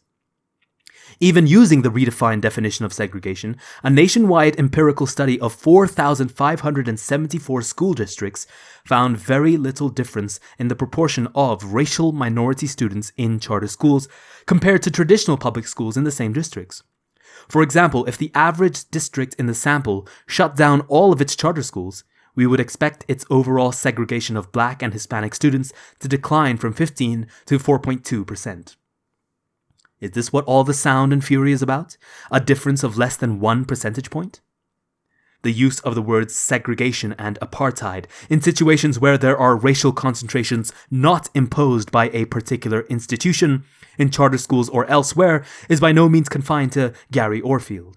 The same ambiguous words have been used by Jonathan Kozol, Diane Ravitch, and others. A large feature article in the New York Times in 2019 was titled, "Then as Now, a Fight Over School Segregation." It is about the fact that highly selective New York City public high schools, such as Stuyvesant High School, High School, have students whose ethnic backgrounds are very different from the ethnic backgrounds of the New York City population as a whole. It was not even claimed that these schools chose students on the basis of race or ethnicity, since students were selected by admission test scores. Moreover, the racial or ethnic proportions of students are not fixed over time. While Asian students vastly outnumber black students admitted to Stuyvesant High School today, back in 1971, black students outnumbered Asian students at Stuyvesant. At one time, critics called Stuyvesant a free prep school for Jews. Depicting a pattern as proof of an intention or a policy is a seemingly invincible fallacy of presuming that order implies design, so that statistical differences in outcomes imply that somebody prevented the less fortunate from succeeding. We have already seen just some of the many reasons for statistical differences in outcomes for individuals, groups, and nations, even among children born to the same parents and raised in the same homes, as well as major differences in educational and other achievements among people who were all in the top 1% in IQ. Scholars who have studied the facts about social differences in many countries, namely Thomas Sowell himself, have often reached conclusions similar to that of eminent French historian Fernand Braudel. In no society have all regions and all parts of the population developed equally. By contrast, the proportional representation, used as a norm by social theorists who regard disproportionalities as automatically evidence of discrimination, has not been shown by those theorists to have existed in any nation, anywhere in the world, or any time over thousands of years of recorded history. It is a painful irony that people who are promoting the make-believe equality of inclusion and diversity in schools are attacking charter schools that are producing the real equality of educational achievement. Sorting and unsorting students. Although cultural differences have often been discussed in the context of differences between ethnic or socioeconomic groups, such differences are both present and consequential within the same ethnic or socioeconomic groups. Differences in student attitudes toward education within both Black and Hispanic populations, for example, have already been noted. There have been similar internal cultural differences within innumerable or other ethnic groups in countries around the world. One consequence is that they tend to sort themselves out internally, as well as being sorted out by others. When there is a charter school in a Harlem neighborhood, for example, there is no need to assume that parents who try to get their children into that charter school have the same cultural values and personal priorities as parents who do not. While some critics of charter schools may depict these schools as cherry-picking the students they admit, despite the widespread use of lotteries for admissions purposes, there is no need to overlook the possibility that highly motivated parents may be more common among the parents of children in charter schools. I seem to have not chosen an excerpt in this book that explains the use of lotteries, mainly because those enemies of charter schools, right, politicians, teachers' unions, are trying so hard to repress charter schools, they aren't giving them buildings to actually teach in. Even though I think half the school buildings in New York City are at least half empty. Right? So charter schools could easily fill up that space, let alone if they were given the money, they could have possibly built their own school buildings. But they're just not given the permission to do that, either by financial limiting, by politicians, or by pressure from the teachers' unions to prevent the use of these school buildings by charter schools. And ultimately what this means is that though a lot of parents want to get their children into charter schools, there simply aren't enough buildings to house those students in. And so you have an unnatural scarcity for this product that has a lot of demand, which means only a small number of people who want to get into charter schools are getting in. And to make it fair who gets in, because, the promise of a charter school is that everyone can be taught to a better degree than the public school system. To make it fair who gets in, a lot of these children are brought in through lotteries. So I just wanted to clarify what he meant by the widespread use of lotteries here. It's not that the charter schools are just having fun pulling out lotteries to decide who comes in. It's that they literally can't deal with the number of people who want to get in, who want a better education. Continuing.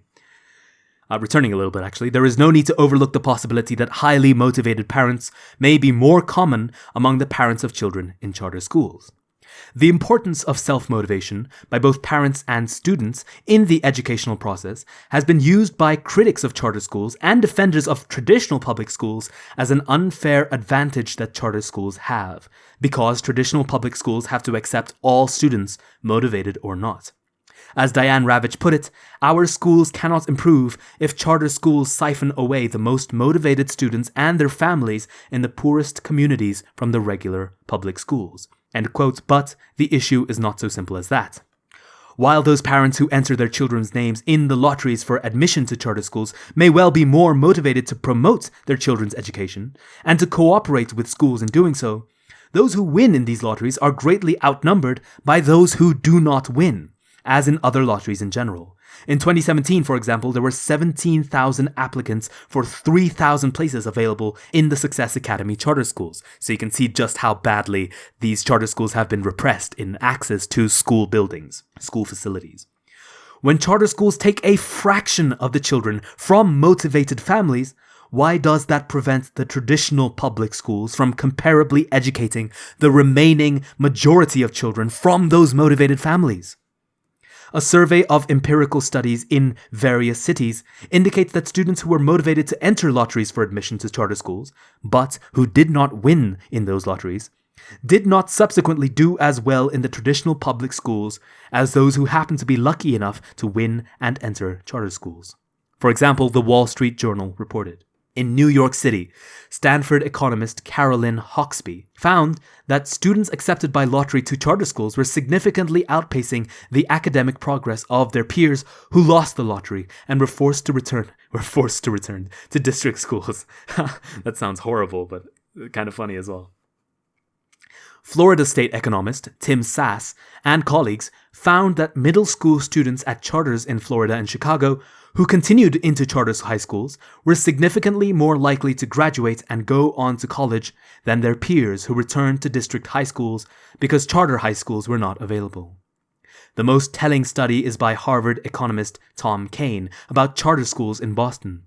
It found that students accepted by lottery at independently operated charter schools significantly outperformed students who lost the lottery and returned to district schools. End quote. A study published in a scholarly journal at the University of Chicago in 2015 found that, among students who entered a lottery for admission to a charter school in Harlem, those who were admitted subsequently scored higher on academic achievement outcomes than those who did not win admission. Moreover, the proportion of girls who subsequently became pregnant was less among the girls admitted to the charter school, and the boys were less likely to be incarcerated. That's kind of insane. The fact that that tracks out so well that you can actually make that statistical inference.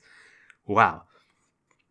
Apparently, charter schools do make a difference, and it is not just a matter of who was motivated to enter the lottery.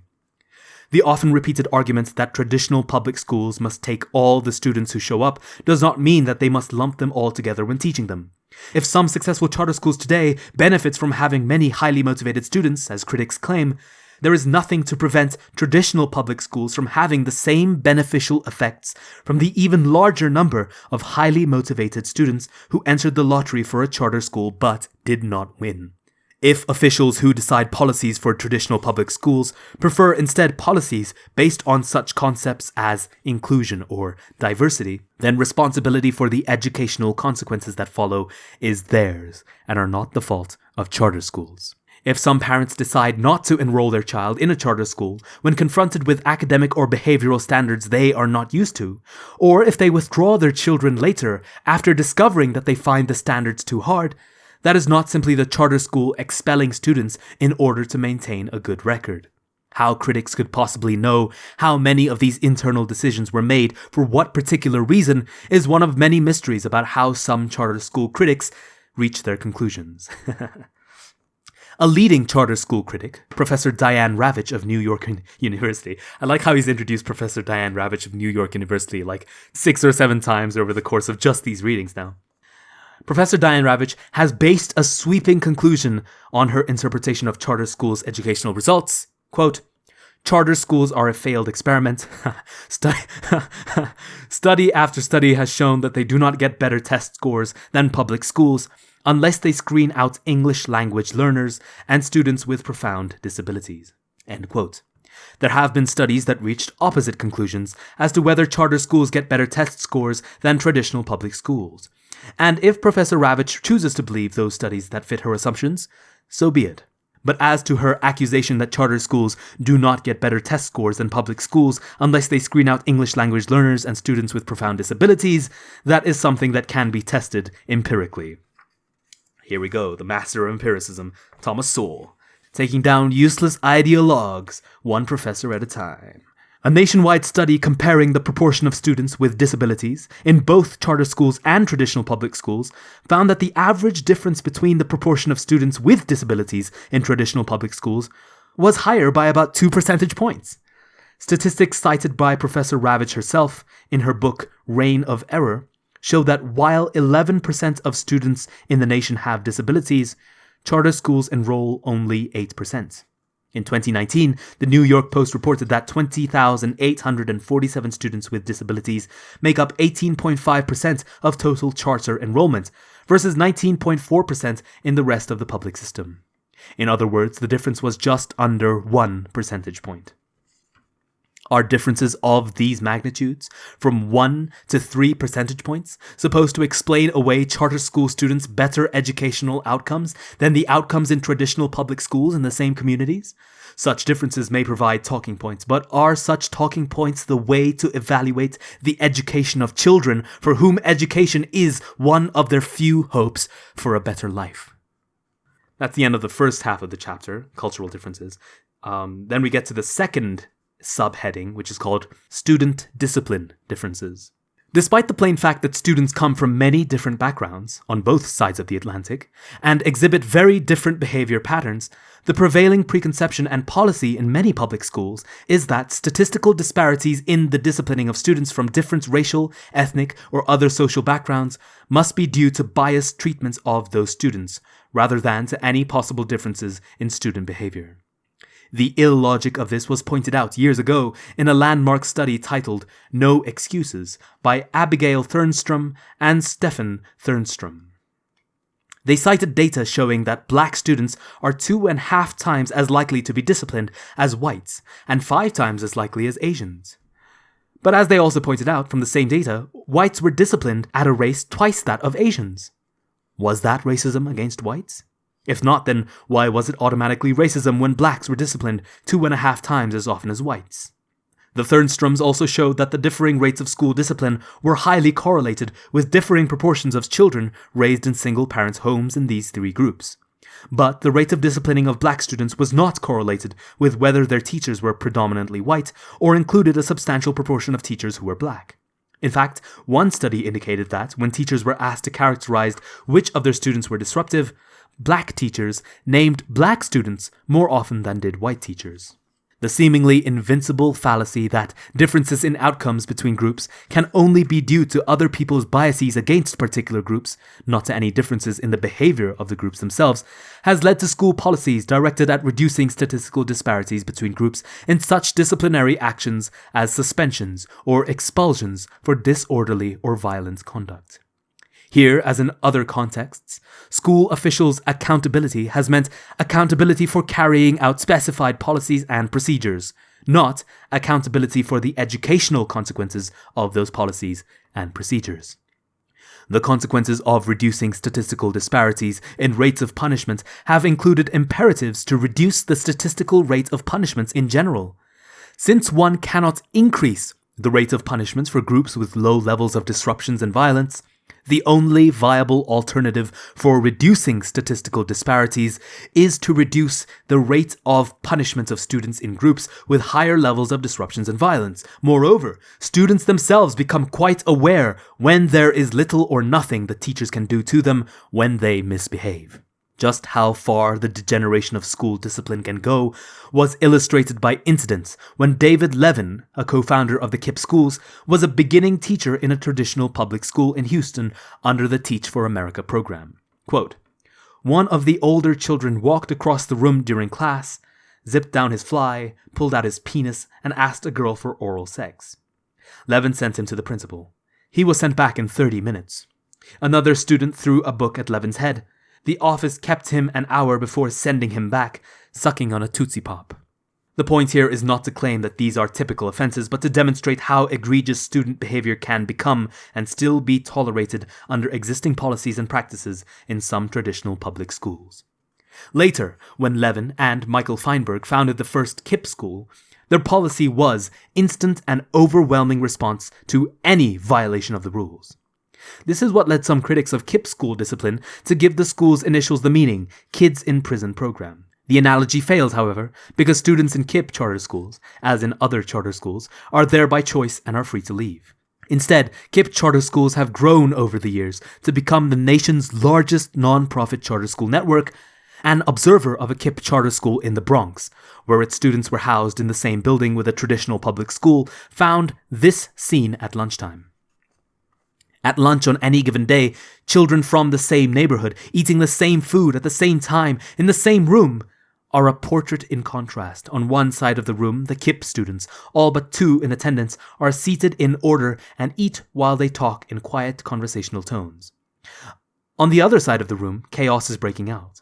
Although a full third of the local school students are missing, lunch monitors scream at the children through bullhorns, desperately trying to maintain control. An account by another observer of a Success Academy class of 2nd graders riding the subway on a field trip to the Brooklyn Bridge seems similar to the account of KIPP school students. Quote, "Few things will empty a subway car of cranky commuters more quickly than rambunctious school groups. But their fellow riders seem either indifferent or charmed by the well-behaved 2nd graders." Oh, they're 2nd graders. They must be tiny. Ah, that's so cute. I bet you they all have like really nice, neat suit and tie combos because it's the charter school uniform. That's so adorable.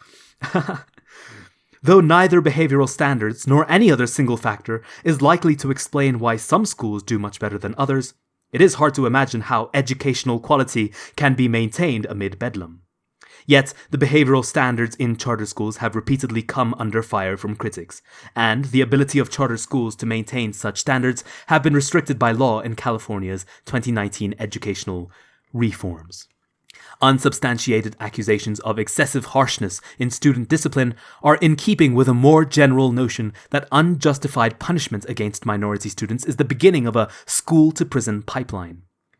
The opposite possibility, that lax discipline in school can lead to habits of lawless behavior by young people, increasing their chances of ending up in prison as adults, is seldom mentioned, much less tested empirically. Even though it's a lot more sensible, I suppose. Reports of disruptions and violence against both fellow students and teachers have become common around the country. The Minneapolis Star-Tribune, for example, reported that a St. Paul High School teacher was choked and body slammed by a student and hospitalized with a traumatic brain injury. What the fuck? It added, quote, "Though many, including St. Paul school officials, seem reluctant to acknowledge it, the escalating violence and disorder follow a major change in school disciplinary policies. In recent years, district leaders have increasingly removed consequences for misbehavior and led kids to believe they can wreak havoc with impunity," end quote, and therefore they do. According to Education Week, when a New Jersey teacher leaned over to talk with a disruptive student, the student struck her in the face, causing Andrew's neck to snap backwards. This caused permanent nerve damage.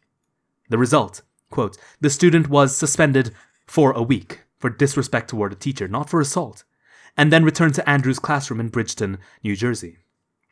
When Andrews asked her principal to permanently remove the student from her classroom, she says the principal told her to put on her big girl panties and deal with it. In this case, the teacher was able to successfully sue the school board.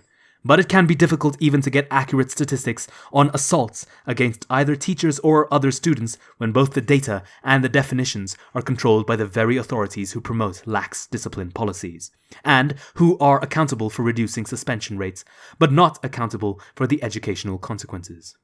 In New York City, for example, after Mayor Bill de Blasio's administration reduced suspensions, the de Blasio administration removed the vast majority of school order-related questions on the New York City school survey. Nevertheless, in this case, teachers and students indicated that the school climate deteriorated dramatically when de Blasio's reform was implemented, i.e. from 2013 to 2014 to 2015 to 2016. At last, a climate crisis that actually matters. Sorry, couldn't resist. Students reported more physical fighting and gang activity. At the federal government level, there was a further major restriction of disciplinary actions against disruptive and violent students. On January 8, 2014, a joint declaration by the U.S. Department of Education and the U.S. Department of Justice, in a Dear Colleague letter to school officials, declared that federal law prohibits public school districts from discriminating in the administration of student discipline based on certain personal characteristics. Statistical disparities were now being equated with discrimination, with the full power of the federal government behind that interpretation. Although this policy was presented as an effort to prevent discrimination, the lower standards of discipline it promoted would in practice apply to students in general, since other students could hardly be punished for things for which students from racial or ethnic minorities were not being punished. A later study in the wake of the 2014 Dear Colleague letter found that the percentage of public school teachers who reported that they had been attacked by a student from their school in school year 2015 to 2016 was higher than in all previous survey years. In St. Paul, Minnesota, the number of assaults against teachers doubled from 2014 to 2015. In Indianapolis, a teacher told the school board, quote, "At the beginning of the year, a student assaulted a teacher in broad daylight in a hallway of our school. He was back the next day." End quote.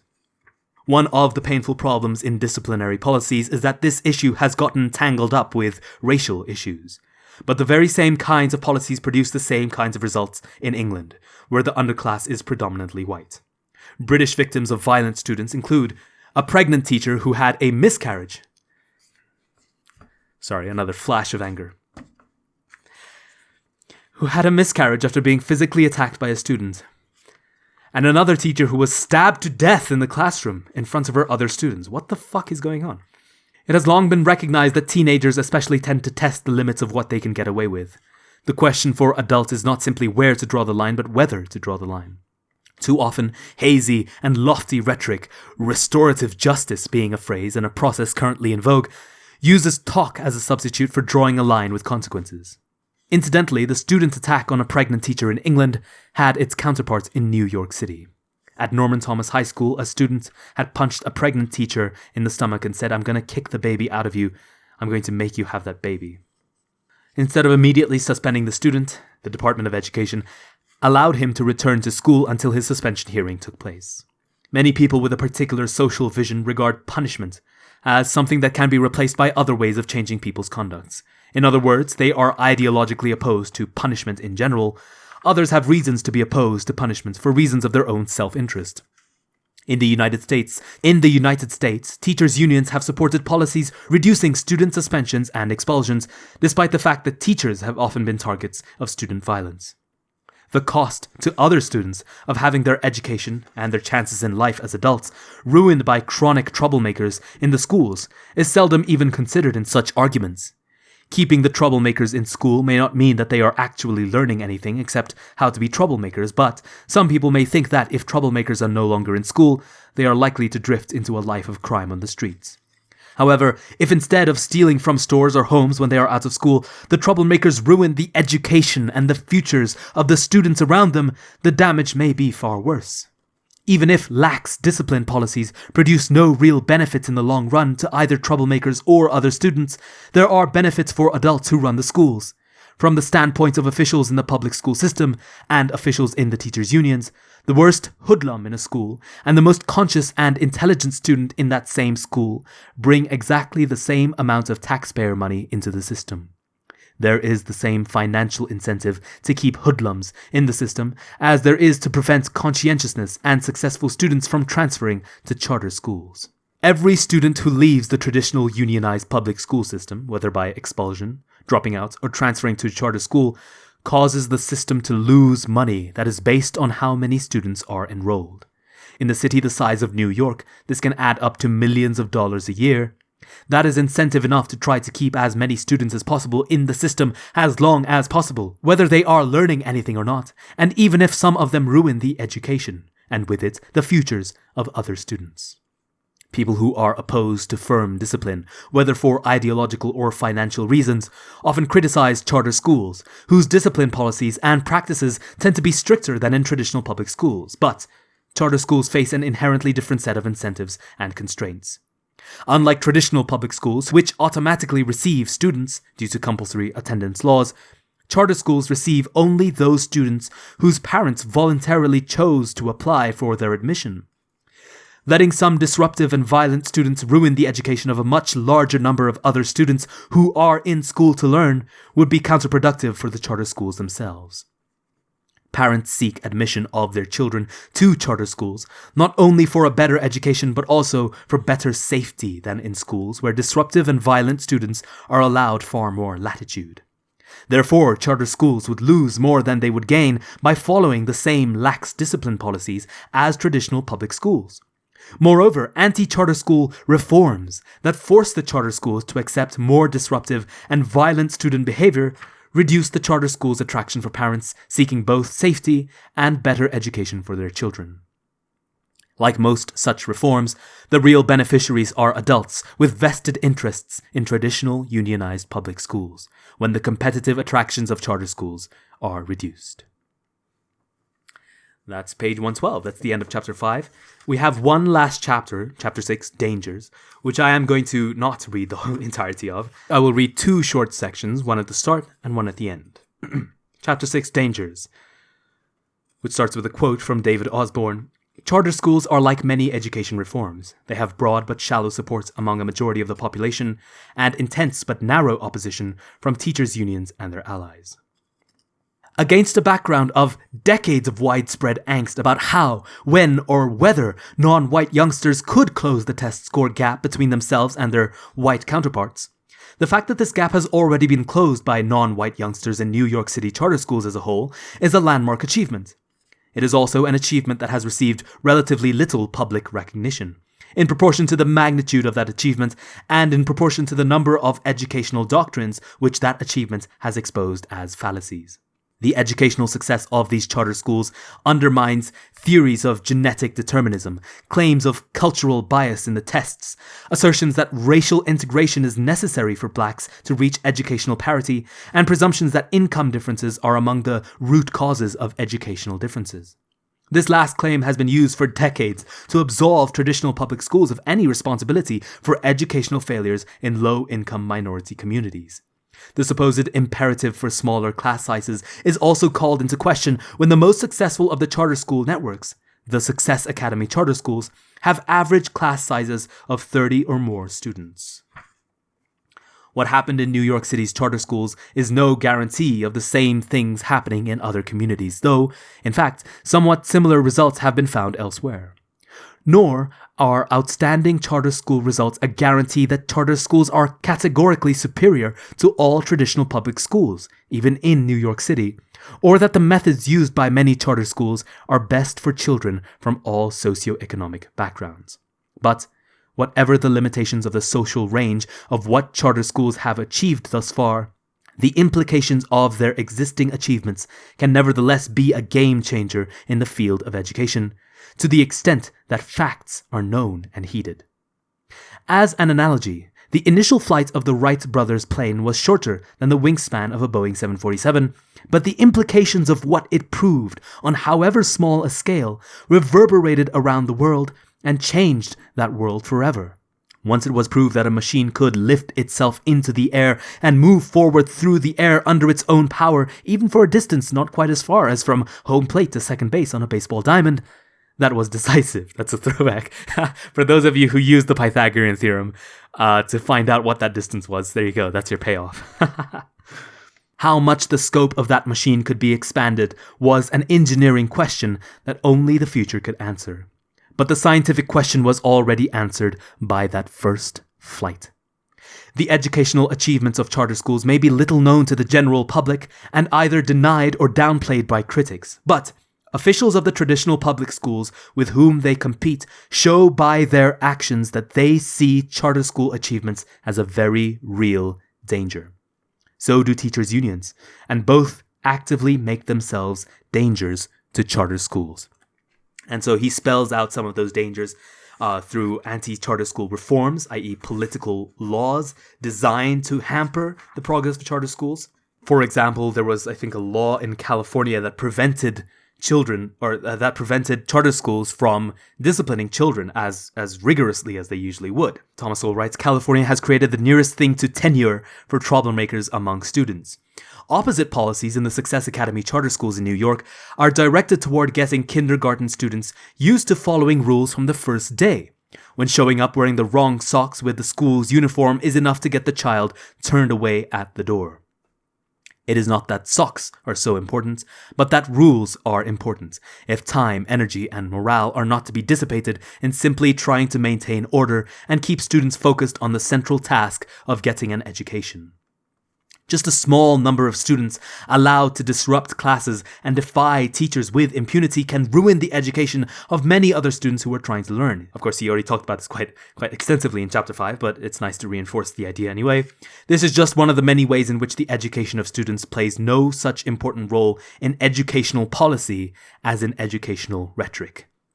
If the purpose of restricting charter schools' ability to impose firm discipline is to reduce an unfair advantage in the competition with traditional public schools, then such lax discipline policies may make some sense from a purely political perspective. But imposing the handicaps of less successful institutions on more successful institutions is, once again, sacrificing the education of children for the sake of serving the vested interests of adults. Another area in which the internal autonomy of charter schools has come under threat is in deciding what courses to teach. The curriculum in many traditional public schools has long included various kinds of ideological indoctrination courses. Some adults see schools as a golden opportunity to indoctrinate a captive audience of children and see themselves as crusading agents of social change. Charter schools, with their intense focus on educational fundamentals, may not be nearly so receptive to spending their students' time on these adult ideological interests and adventures. Of course, this idea has sort of exploded into the popular consciousness, with a lot of people, specifically Americans, going to their school board meetings and saying, hey, we don't want you to teach this utter nonsense, that black people are victims and that white people are oppressors, right? We don't want you to teach this false dichotomy to our students, so stop teaching this false dichotomy to our students or we're going to get you fired. And so that has completely exploded. Recently, literally this very question of educational indoctrination was a very significant factor in the election of a Republican governor to an otherwise very Democrat state, Virginia. And so a lot has been made about that. Continuing on. Charter schools are not so receptive to spending their students' time on ideological interests. Neither was Dunbar High School, back during its era of academic achievement.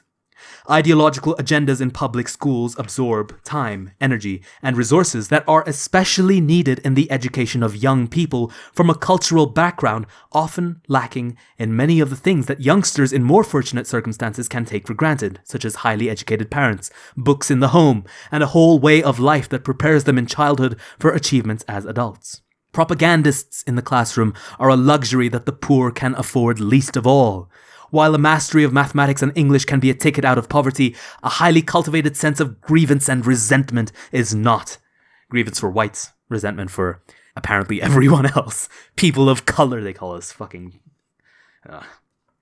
The merits or demerits of a particular ideology are irrelevant to the urgent task of educating young people in the skills that will determine what kind of future they will have available as adults. Replacing the beliefs of the political left by the beliefs of the political right would make no difference whatever in the tragedy of wasting opportunities for preparing the young for a better life as adults. Opportunities they will get just one time in their lives and whose good or bad consequences can dominate the rest of their lives as adults. The process of forcing indoctrination courses into charter schools has already begun in California, of course. It's always California. Legislation forcing charter schools to teach what is called sex education has already been passed, and proposed legislation would also force them to teach what is called ethnic studies. Similar ideological indoctrination courses have long been promoted in traditional public schools across the country. Among the reasons for creating charter schools in the first place was to see if an institution operating with more autonomy could develop some alternative ways of educating children, with whatever more successful practices might come out of that process, providing examples that could be used to improve education in traditional public schools. In practice, however, factors enabling charter schools to get better educational results have been treated as unfair advantages, to be countered in the interest of preserving existing traditional schools for the adults they benefit. For the adults they benefit. Not the children. Never the children. There was a quote somewhere in this book that I can't remember, but it was a teachers' union's head very honestly saying, "I will start caring about the welfare of the students when they start paying union dues." It's like, okay, dude. And finally, right at the end of this chapter, we have a couple of pages that I want to read. The political pendulum may swing back the other way yet again sometime, but this process is not symmetrical. Progress is far more fragile than destruction. People who would like to see the opportunities continue that charter schools represent for children in low-income minority communities cannot simply wait and hope for the next swing of the pendulum. Once the educational quality of charter schools has been fundamentally reduced or destroyed, there is no guarantee that it can be revived if and when the political trends turn favorable. The fate of Dunbar High School in Washington, with its impressive record of educational achievements for black youngsters over an 85-year period, is a case in point. As of 1953, 81% of Dunbar High School graduates went on to college. But after a reorganization of Washington public schools, following the 1954 Supreme Court decision outlawing racial segregation, the city's public schools were made neighborhood schools. Dunbar could no longer accept black students from all over Washington as before, but only students from its own local ghetto neighborhood district. By 1960, only 20% of Dunbar students went on to college. The trigonometry and three-dimensional geometry previously taught at Dunbar were replaced by arithmetic. You could subtitle this book, The Tragedy of Dunbar High School. You could get Counselor Palpatine to read it. In 2014, Dunbar was one of the lowest scoring high schools in Washington's Ward 5 on the mathematics test.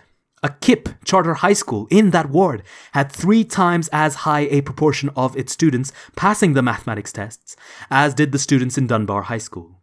More than a century earlier, in 1903, a French educator visiting what was then called the M Street School described its students as pursuing the same studies as our average college students.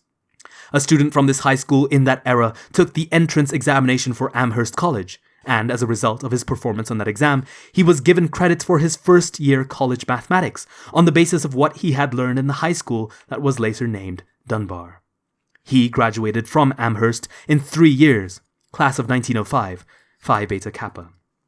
There is a note here, 39, which I'm going to flip to now, page 243, I have noted for myself, specifically detailing a further biography of this character.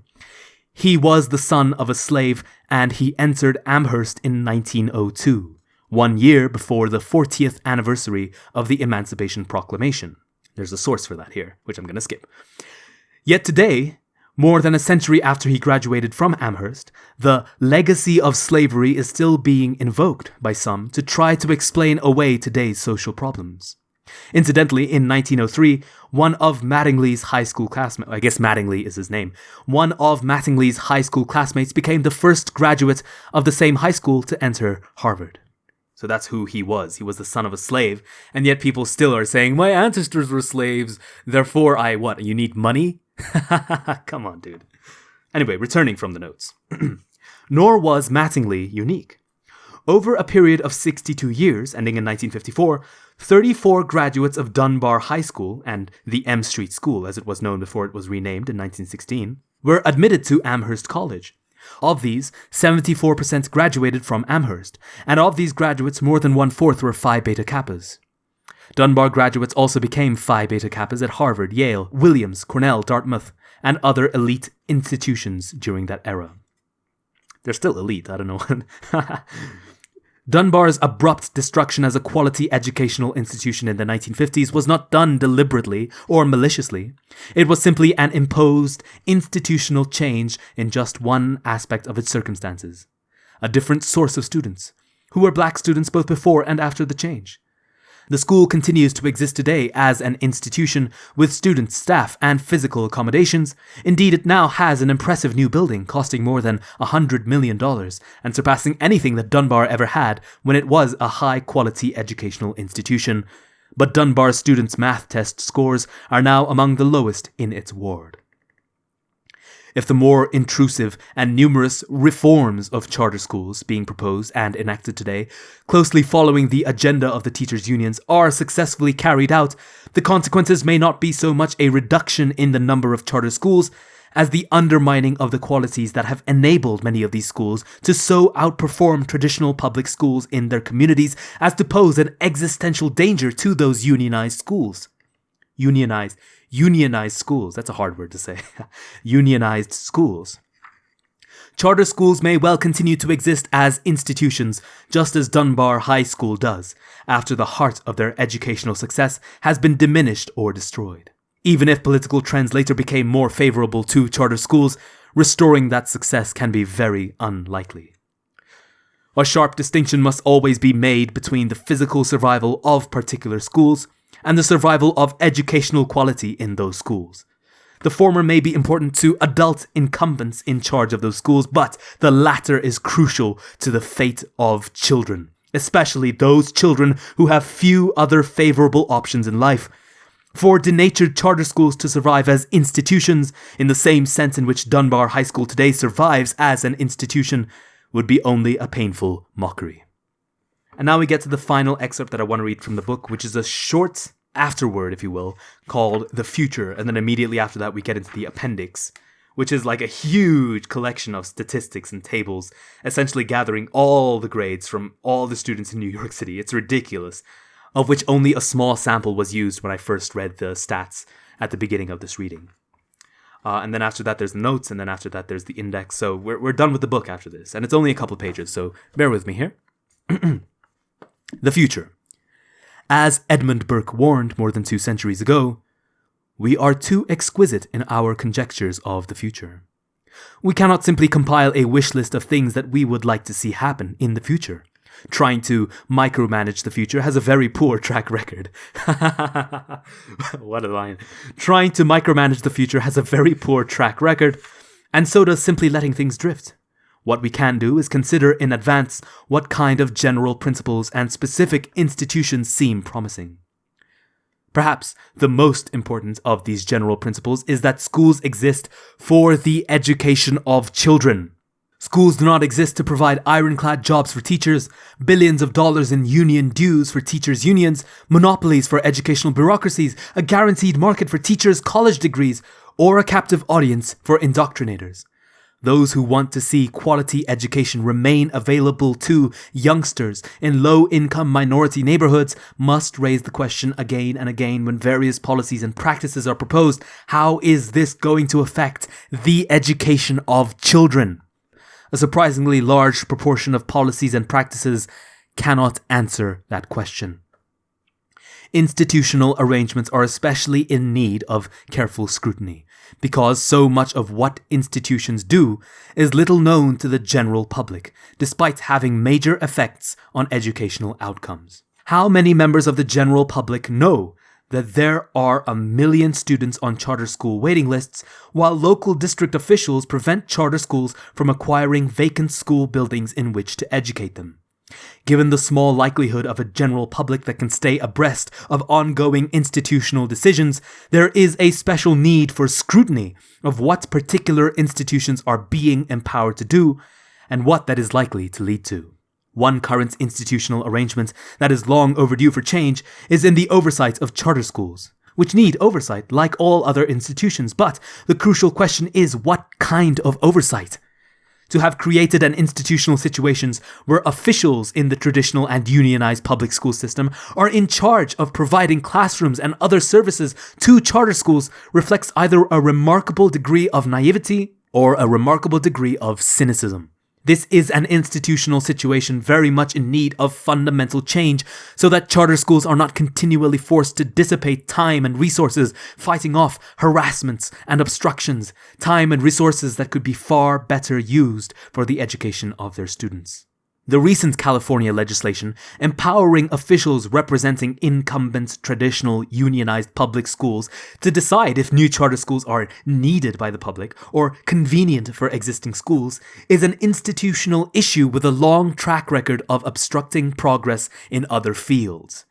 If it is too late to reverse that legislation in California, it is not too late for other people in other places to understand why such institutional arrangements virtually guarantee that incumbents' vested interests are going to prevail over the interests of school children's education.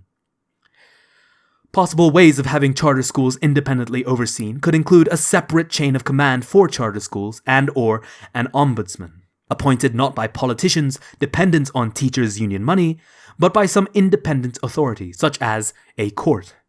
A court of law could have a major deterrent effect on the widespread practice of traditional education officials pretending that there are no empty classrooms available in existing school buildings, and no vacant school buildings available that could be used by charter schools with long waiting lists of applicants. Perjury laws and laws against violating fiduciary responsibilities have teeth. Important as it is to try to get rid of institutionalized practices that cannot even plausibly claim to be about improving educational quality, at the present juncture it may be an even more urgent priority to prevent still more such institutionalized handicaps to educating children from being imposed in the future.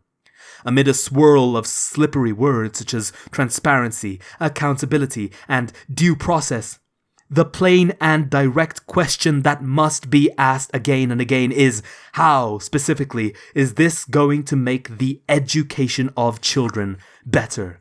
This is especially important when considering children from a cultural background lacking the advantages that are common among children born into more fortunate circumstances. Children who have not received at home the educational, behavioral, or other foundations for making the most of their natural abilities must get those things in schools. These are the plain and harsh realities of circumstances. The stakes are huge, not only for children whose education can be their one clear chance for a better life, but also for a whole society that needs productive members, fulfilling themselves while contributing their talents to the progress of the community at large. Students who emerge from their education with a mastery of mathematics, the English language, and other fundamentals are ready to be those kinds of people regardless of what color or class they come from. No narrow vested interests of adults, whether financial, political, or ideological, should be allowed to block that. The end.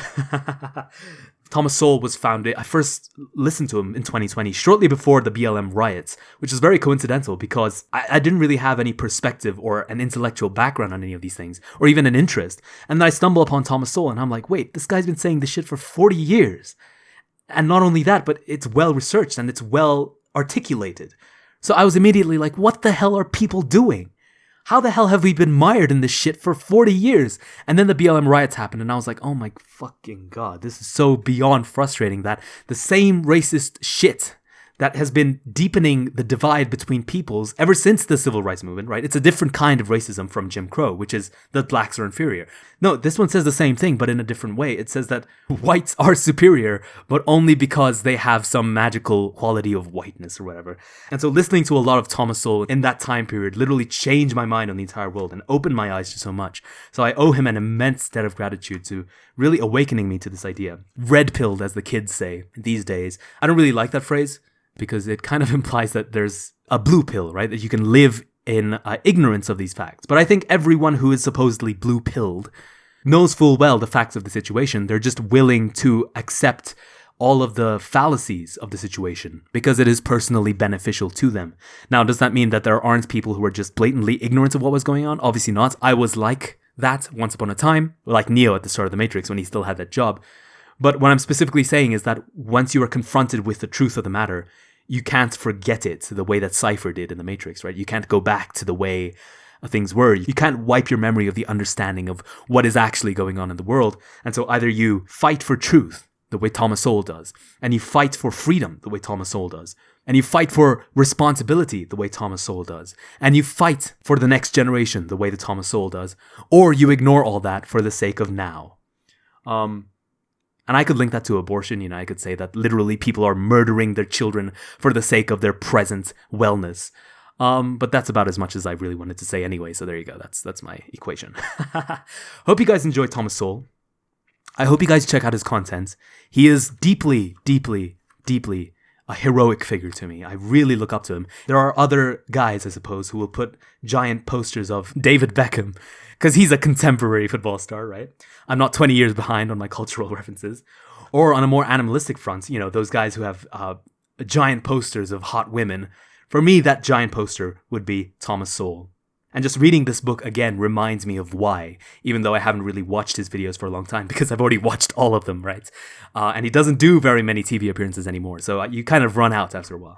I'd like to meet him someday, but he's 90 years old, and like I said, he lives a very private life. No one knows his personal address. They can't even send him mail or anything. But still, one can dream, right? One can dream.